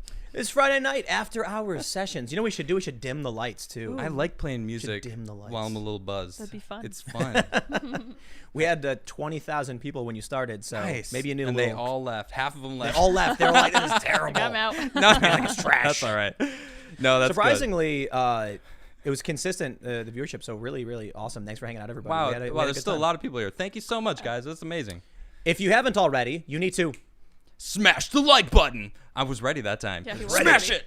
Smash. But most of you probably did, and I did 3 songs, and for some reason I always choose the songs where I'm screaming the whole time. Oh, great. Yeah, I was like, man. And you know what? The song that I went over and joined you. Yeah. I was like, oh, this is the part where he stops singing most times you play the song, Right. and I was ready, and I'm like, oh snaps, you like did this, going, you yeah. did High it. pitch. You Going did the for it. high pitch. Ooh. Yeah. You went nuts, I dude. saved that, but it's like, you know, when you see people perform live, musicians. Yeah. Like you'll listen to the song on the radio, and there's a part where they go really high, Mm-hmm. but then when you watch them live, they won't do it because They're it's- touring, they don't want to lose their voice. Exactly. I know. Yeah. And so I'm like, it's Friday. I'm not gonna sing till next week, so I'm just gonna go. I'm gonna go You hard. talk all day long. Yeah, but You're a brave but man, Tim. Belting You're a brave man. and the high end is very different from just talking. I'm it'll be fun. I'm actually really interested to see how we sounded together. Yeah, I'm curious. Well, we should just keep recording. I know so it's true. We should. We put together a list of like the songs I have, and I probably have that I could record right now 20. That's Nice. impressive. But like in my actual brain, I probably have like 1,000. Nice. I've been playing since I was like 7 years old. You know? Yeah, right on. Well, I've been writing music since I was like 12. Cool. Yeah. But that being said, it is time I go to sleep. Tomorrow I have an appointment, which is going to be awesome. I have an I'm appointment. so excited. Are we allowed Yeah. to talk about what it is? Or? I don't think we should say. Okay. Nah, Yeah. it's exciting. More secrets I know that you don't. But I'm Wait, about, let me I'm- twiddle my little Mustache? tiny It's mustache. a short Yeah, 5-minute It's not meeting. really a mustache. And Very I will short. talk about it after I got it's done. It's a I'm very so it's a very excited. normal thing for most people. Yes, Yeah. this is very normal. But I got to get up early because of it, because I have to work still. So thanks for hanging out, everybody. Again, hit the subscribe if you haven't. Share the video if you really do like the show. Let people know. smash And the like button. again, you can follow Smash the like button. follow all of us at Timcast, at Adam Krigler, and at Sour Patch Lids Yes, LYDS. We will be back Monday at 8 p.m. But we will Monday, have clips Monday. up tomorrow. So we do have Yep. clips on Saturdays. I got the clips on And Saturday. you know, and if you won the meme contest, you should be expecting a DM from me on Twitter. Congratulations to everyone who won. Yeah, great work. and we will everyone. see you all Monday at 8 p.m. live. Have Thanks a for good hanging out. weekend. Bye, guys.